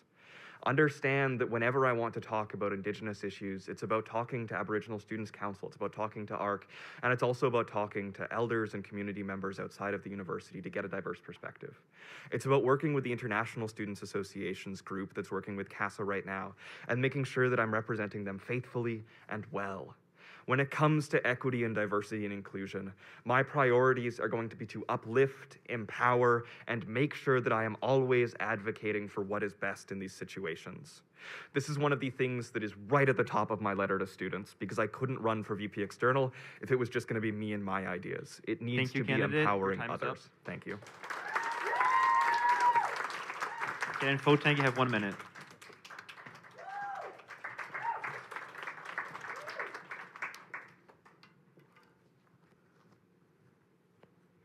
Yeah, you're absolutely correct. Equity, diversity, and inclusion is something that has to be a top of mind for all candidates and all their platforms. And something I've outlined, for example, when it comes to finding more supports for mental health services on campus is that cultural competency has been an issue that students have highlighted. And something I talk about is reaching out to communities in Edmonton, like the Africa Center, for example, to bring in speakers who can give students the ability to recognize what cultural competency in therapy looks like. I know oftentimes we'll have to, advocate to the provincial government to give the money to hire these people, but in the meantime, let's give the students the skills that they need to advocate for themselves. The other thing is, with this role, they're always looking for a student to put in this committee or that committee or this task force or that task force. the VPX or the president don't necessarily have to be that voice. Something I outline in my platform is that working with the faculty associations, working with the student groups, and working with communities in Edmonton to put them in these other positions that we're always looking for student voice to be in. It doesn't always have to be me. It doesn't always have to be the VPX. It doesn't always have to be the SU. We can bring in the connections, we can bring in the roles, and give it to the student body to represent Thank you, candidate. themselves. Your time is up.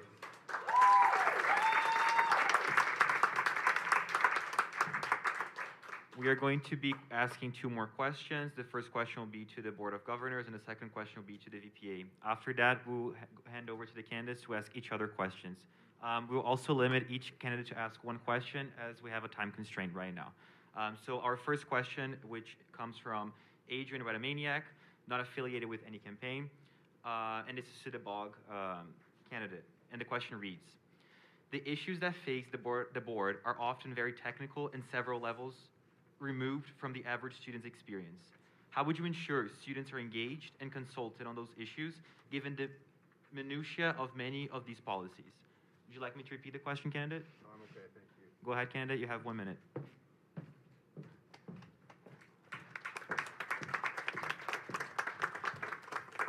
Yeah. The way they'll ensure that all students are engaged with what's going on at the Board of Governors is by giving bite-sized information that students can understand themselves. It doesn't need to be filled with technical information like Adrian said in his question. It needs to be information that the student can understand. They can read quick bullet points. They know, okay, this is what's being discussed at the Board of Governors. This is how it's going to relate to me. So I'm going to give that information to students, and so that they can come to me with feedback they have on how that's going to impact their life. So that's how I'm going to get engaged with students and how I'm going to ensure that their voices are represented on the Board of Governors.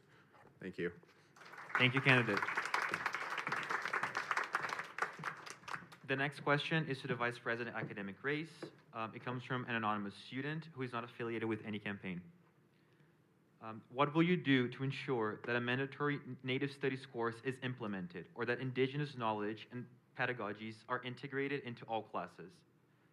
Would you like me to repeat the question, candidate? Candidate Regmi, go ahead, you have 1 minute.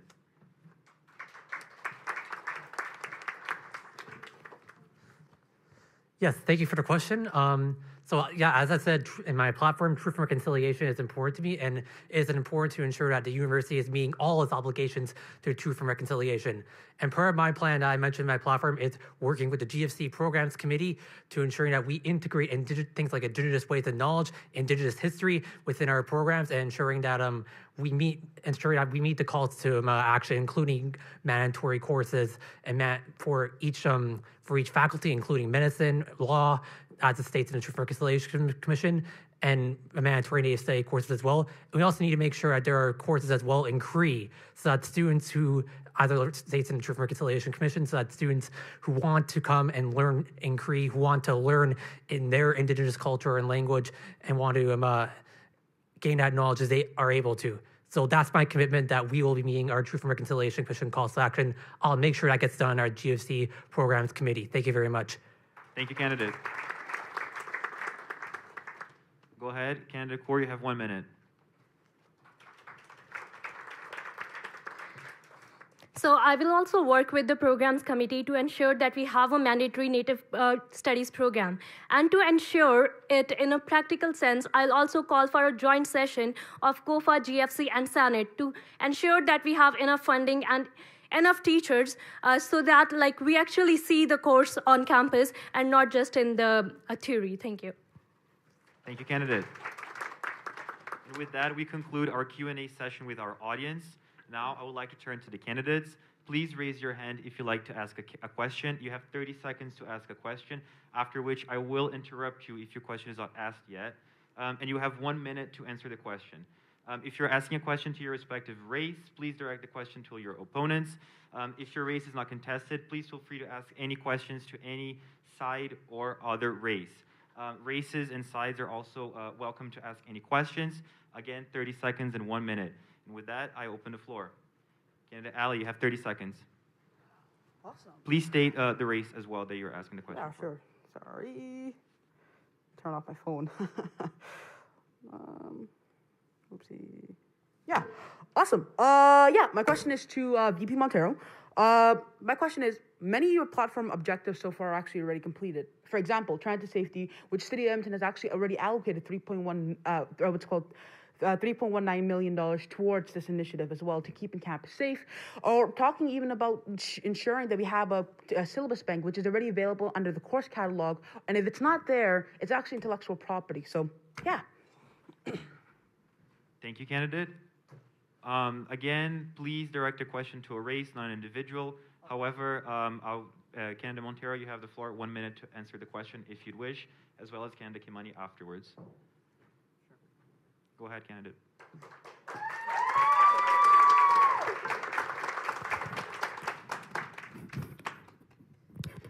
Yeah, thank you for the question, Haroon. Just to address it directly, so the creation of a syllabus bank, I know you made reference to the fact that we have a course catalog.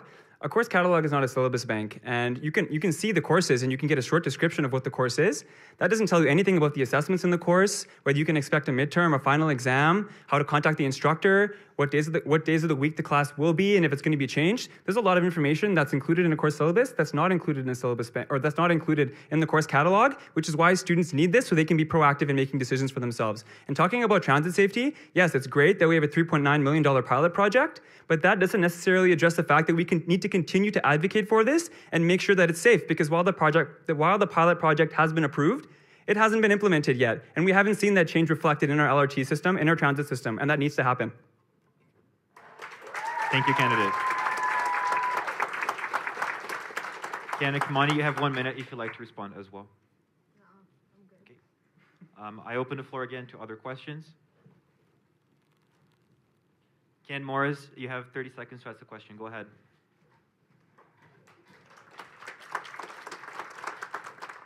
My question is for the Board of Governors race. You have mentioned that you will be advocating for the so-called general student. I'm sorry if that's not the term you used, but what will you be doing to advocate for students who don't fall into this middle basket, the fringe students who are often underrepresented by the Board of Governors historically? Thank you, candidate. You have 1 minute to answer, candidate.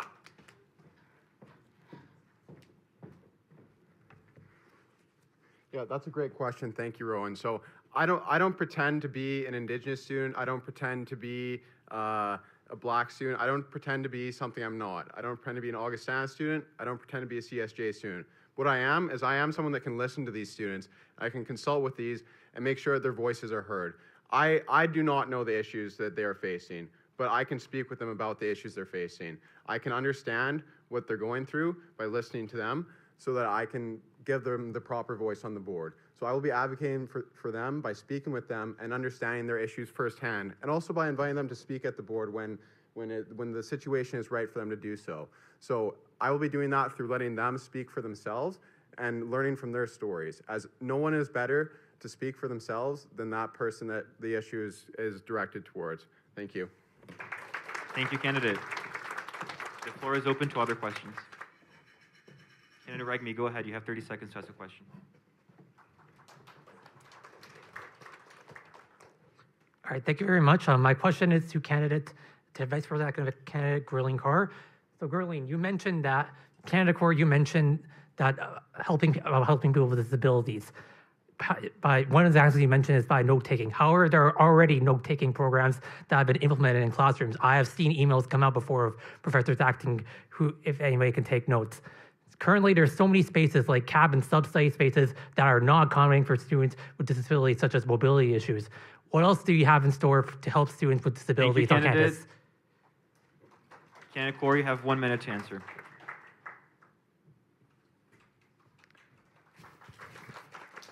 So thanks for the question. So my main focus is to make academic accommodations more accessible. For that, I want to ensure that there is a section on e-class right on the top from where students can easily access those resources, because I know they are available, but students don't know how to access them. And I also want to make it mandatory for each class, like on the first class of each course, they brief with the academic accommodations, and that particular class is recorded so that the students know what their rights are and what they can take from it. Thank you.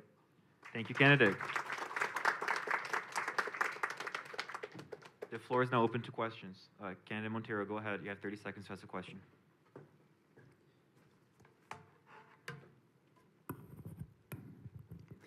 So my question is to the presidential race. Both of you included in your platform talking about hybrid learning.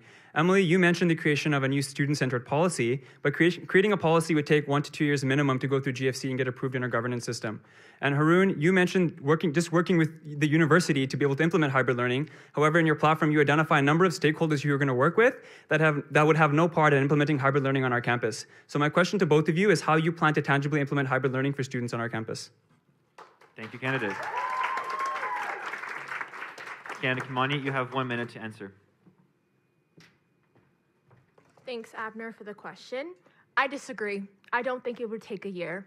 I mean, we've seen the university bend over backwards when COVID first started to implement the no credit policy. So I believe if there's enough push, if there's enough student mobilization, they can bend over backwards once again because they have to. We are paying for the education. We are paying for an education that we don't deserve currently. And all we need is a big enough push that we can do it. Thank you. Thank you, candidate. Candidate Ali, you have 1 minute to answer. Yeah, no, thanks so much for the question, Abner. Well, first off, I wanted to apply something to you said earlier. As VP Academic, he should actually know this. The course catalog actually does give you syllabuses and that you can actually access them. And if you can't, it's because it's intellectual property. The university cannot force professors under the collective bargaining agreement to release syllabuses. Unfortunately, they can't. But to speak to this question, absolutely. You know, I mean, the reality of the situation is that we need to work with the university. The university is the one that can change this, but also the province too. The province is the one that holds funding. And if we are able to fund the university properly, we're able to get these programs up and running. And as president, I'm going to advocate to the province and to the university with your support from the VP External and the VP Academic. Thank you. Thank you, candidate. The floor is open to questions. Candidate Kimani, go ahead. My question is to the presidential race. Climate change and awareness is an issue that needs to be addressed. And reading both of your platforms, none of you mentioned a single thing about climate change awareness or sustainability on your platform. So my question is, how do you plan on addressing these issues? Thank you. Thank you, candidate Kimani. Again, Ali, you have 1 minute to answer. Yeah, absolutely. You know, I mean, I've been a forefront of the what's called climate justice movement here in Edmonton, and I know the importance of climate justice here. The reality of the situation is that we need green jobs. And this is something that we talk about in our platform under section 1A, I believe. It's something that we need to talk about. The reality is increasingly is that people, especially engineering students who are working now in petroleum engineering, they're seeing their jobs flash in their eyes. We need opportunities to work. We need green opportunities, especially green jobs. And as president, I'm going to work with all stakeholders, especially the city of Edmonton and the province, to make sure that these opportunities are available for students when they graduate. Thank you. Thank you, candidate. Candidate Montero, you have 1 minute to answer.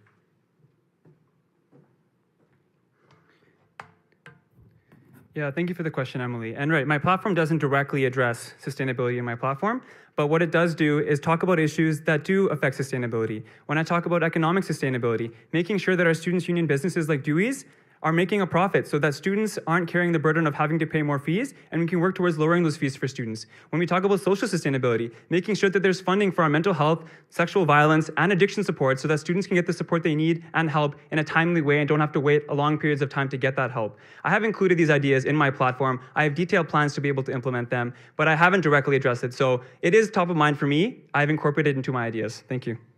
Thank you, candidate. The floor is now open to questions. ISA representative, please go ahead. You have 30 seconds.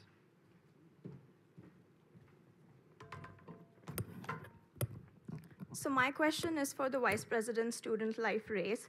Considering that the ISA has delegated authority from the Students' Union to advocate for international students, can you please tell us about your consultation with the ISA and how did you incorporate those suggestions in your platform, given one of the candidates doesn't even have the word professional, international even once in their platform? So please tell us about that.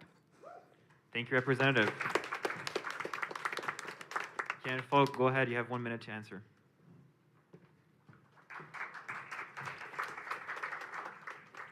So as many of you know, I'm the current president of IUFSA, and currently the ISA is running their referendum fee. So my first time doing consultation in the role as my president was making sure that CSJ international voices were heard, but it didn't stop there. Throughout my time as president, I made sure that I consulted with the ISA on issues that affected them. And prior to going and writing my platform, I made sure once again, I sat with the ISA and saw their demands that they wanted and made sure to implement that in my platform. The one thing I've mentioned is the International Day. This is something that they've asked for, and I've made sure that I put this in my platform. But I mentioned specifically that I go beyond that and making sure that I stand with them in their advocacy, because that is what they asked, so I made sure that is what I do. Thank you. Thank you, candidate. Candidate Morris, you have 1 minute.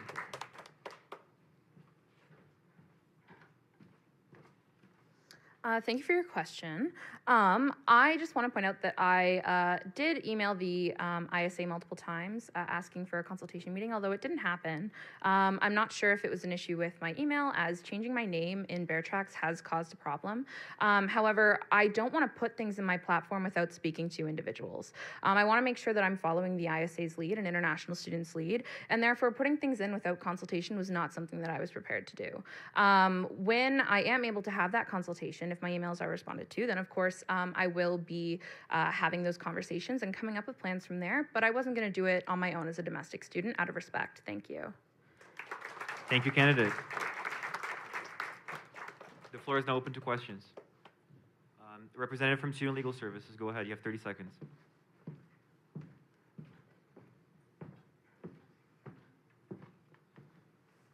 Hello. Yeah, students are going to be facing a number of fees on the ballot this year. I just wanted to give the fellow fees on the ballot 30 seconds if they would like it to speak to students about a facet of their service that they feel that students should know about that they don't know about. Thank you. Thank you, candidate. With that, since the questions are directed to all services, we'll start with APERG. Representative from APERG, you have 1 minute.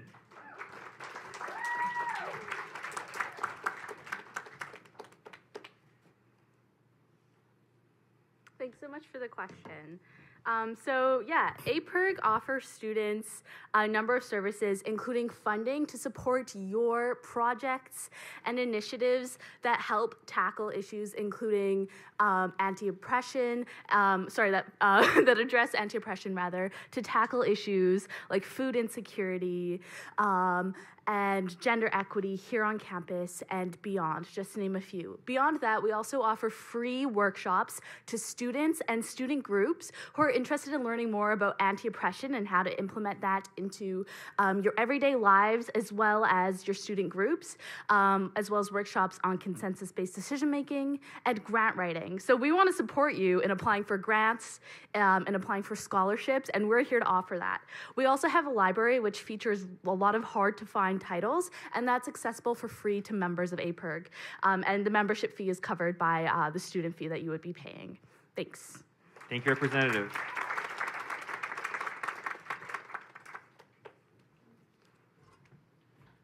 Now a representative from the Education Students Association. You have 1 minute, please.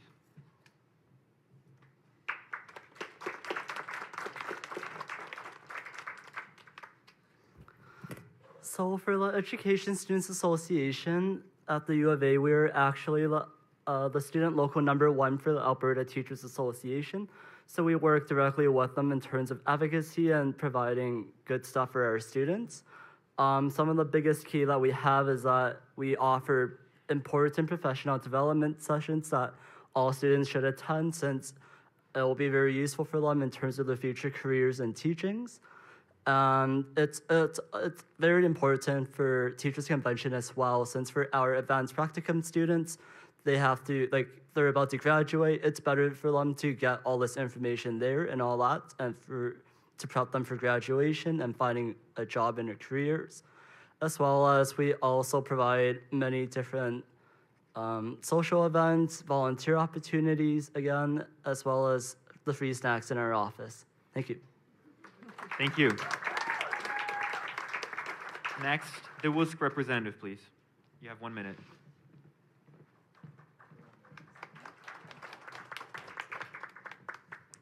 Thank Thank you for the question. Something that I haven't mentioned so far is that we have 2 local committees, one on the North Campus here, one in Campus Saint Jean, and we both work to sponsor students. One of the reasons for the fee adjustment is to increase funding for students at Campus Saint Jean because with French as their first language, it is harder to find work here in Alberta, and we want to support them so it's not as stressful in their early years here. Thank you. Thank you. Next, the ISA representative. You have 1 minute.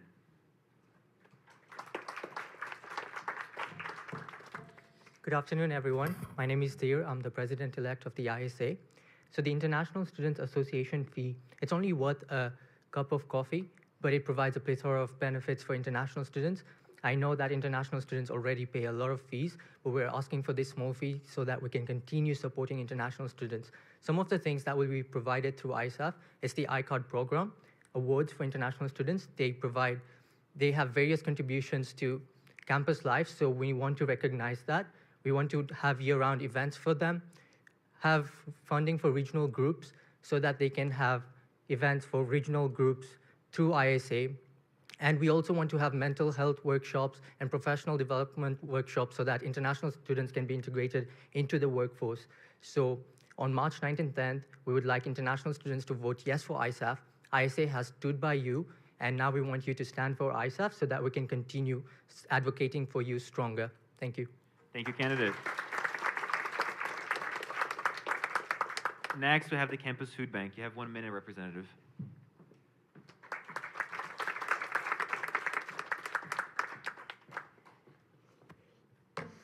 Thanks for the question.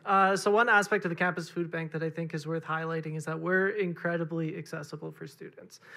We recently changed our client in front of you. We also don't means test at all. You don't need to provide us with any financial information. We collect very little demographic information about you, and most of that is just opt-in. We've also adjusted our hours to be more reasonable for students. We understand that students have a lot going on. They have jobs, they have classes. So now we're open late 2 days a week, and we open early 1 day a week to better meet the different experiences of all of our clients. Thanks. Thank you. Finally, we have the ISSS. You have 1 minute, representative.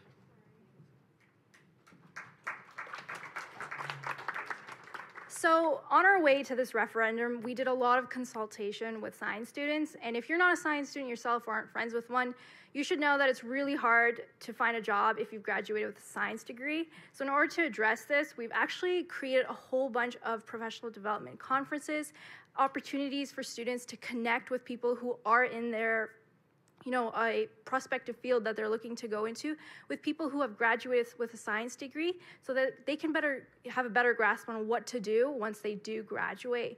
Another thing I just want to mention is that we've also introduced scholarships for marginalized groups on campus within our program, our organization, and that includes women in STEM, Indigenous groups, BIPOC, and other groups as well. So these are some things that we've done recently that you may not have heard of.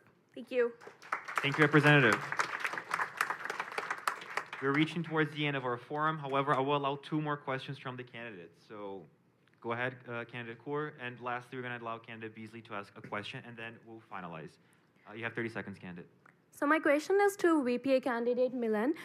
So Milan, I went through your 30 pages long platform, which seems to be all the top items on Google that students face, and irrespective of the VPA's portfolio. So can you please specify what all you'll be able to achieve and how and when? Thank you. Thank you, candidate. You have 1 minute, candidate Rigby. All right, thank you for the question. So the question basically asks, to specify, what I can achieve. I believe that it's important for any candidate, no matter how many promises they make, no matter what they're running on, to achieve as much as they can on their platform as possible. And that's something that I'll ensure that I will do. And because as a candidate, as a person, I'm the person who works for you. I'm a person who works for everybody on this university, not just for the people who have influence, not just for the people who are in big faculties, but for everyone, no matter what department they're in, no matter who they are, or what degree they're studying. So I'll make sure that I'm consistent with consultation with everybody, whether I'm on GFC or as part of council, and I'll make sure as many goals as possible get done within the term that I serve. Thank you. Thank you, candidate. And the last question for today, go ahead, candidate Beasley. You have 30 seconds. Before I begin, if I could ask that my opponent also gets a chance to ask a question, that would be nice. Yes, absolutely. For any other of the contested races, does anyone really want to ask a question? Is to my predecessor candidate Fotang. This year the Get Out the Vote campaigns felt a little rushed, and I think that was unfortunate. And in particular, I want to talk to you about like how you roped in Augustana and CSJ this year, and especially next year, knowing that we're building towards a bigger Get Out the Vote campaign for provincial, one that's going to matter more. How you plan on incorporating Augustana and Campus Saint Jean in your plans? Can you repeat that again? I think oh, sorry. Yeah. Oh man. A bigger Get Out the Vote campaign for this year, especially including Campus Saint Jean and Augustana, because I actually don't know if they were included last year. I wasn't aware. Yeah. Keep it brief, candidates. Year, yeah. You have 1 minute. All good. It feels like with this pandemic, like time is not traveled or it's traveled too fast. But yeah, in terms of the Get Out the Vote campaign for the upcoming provincial election, Campus Saint Jean and Augustana were included in this, so with CSJ and IUFSJ specifically, we made sure to have the posters in French, and all of the information that we're putting out there was also in French. And then we ran LRT ads. We ran ads on the platforms, and the LRT made sure those were also in French as well. And I communicated with Robel to make sure that we're trying to get materials out to them from the Get Out the Vote assets that CASA provided. The difficulty with just everything being from, going from online to in-person to online again meant that there was some logistical difficulties there. But going into this next Get Out the Vote campaign, it's about making sure we're being more proactive, making sure that we understand that we have a set deadline this time and not just Prime Minister Trudeau deciding when he feels like he wants to have an election again. So we'll be more certain and we'll have more time to plan, and we'll be still inclusive of CSJ, Augustana, and all students on campus. Thank you. Thank you, candidate. And you have 30 seconds for your question. Awesome. No. So candidate Beasley, I saw on your platform that you talked about ending tuition increases, and this has been something that's on the top of mind for all candidates. So my question is to, what specific mechanisms do you plan on doing to make sure that tuition doesn't go up for students? Thank you. Thank you, candidate. Go ahead, candidate Beasley.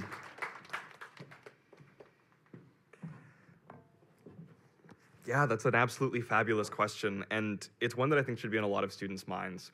We've watched tuition go up by 21% over the last 3 years, and we already have some soft channel thoughts that the minister might throw a bone to students and be receptive and make sure just not increase tuition this year to say that he's consulted with students and he's heard the increases that have already been happening.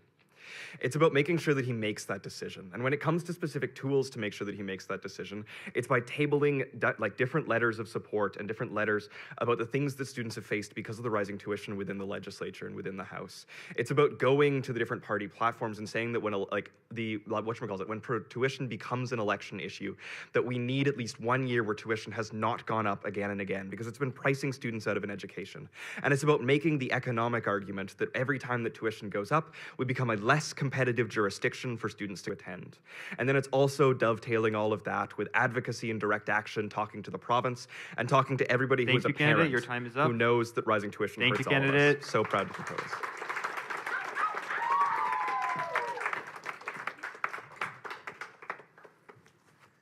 Okay, and with that, we conclude the Myer Horowitz Forum. I would like to please get a round of applause to all the candidates, the SU marketing team, as well as SU events that were helping us transmit this forum online today, as well as for the deputy returning officers, Madeline and Sithar, for their work. I would like to thank everyone that attended, and on that, just a couple of notes before we finish. I would just like to add as well that the elections office gave the opportunity registered for each of the 8 campaigns that we have here today.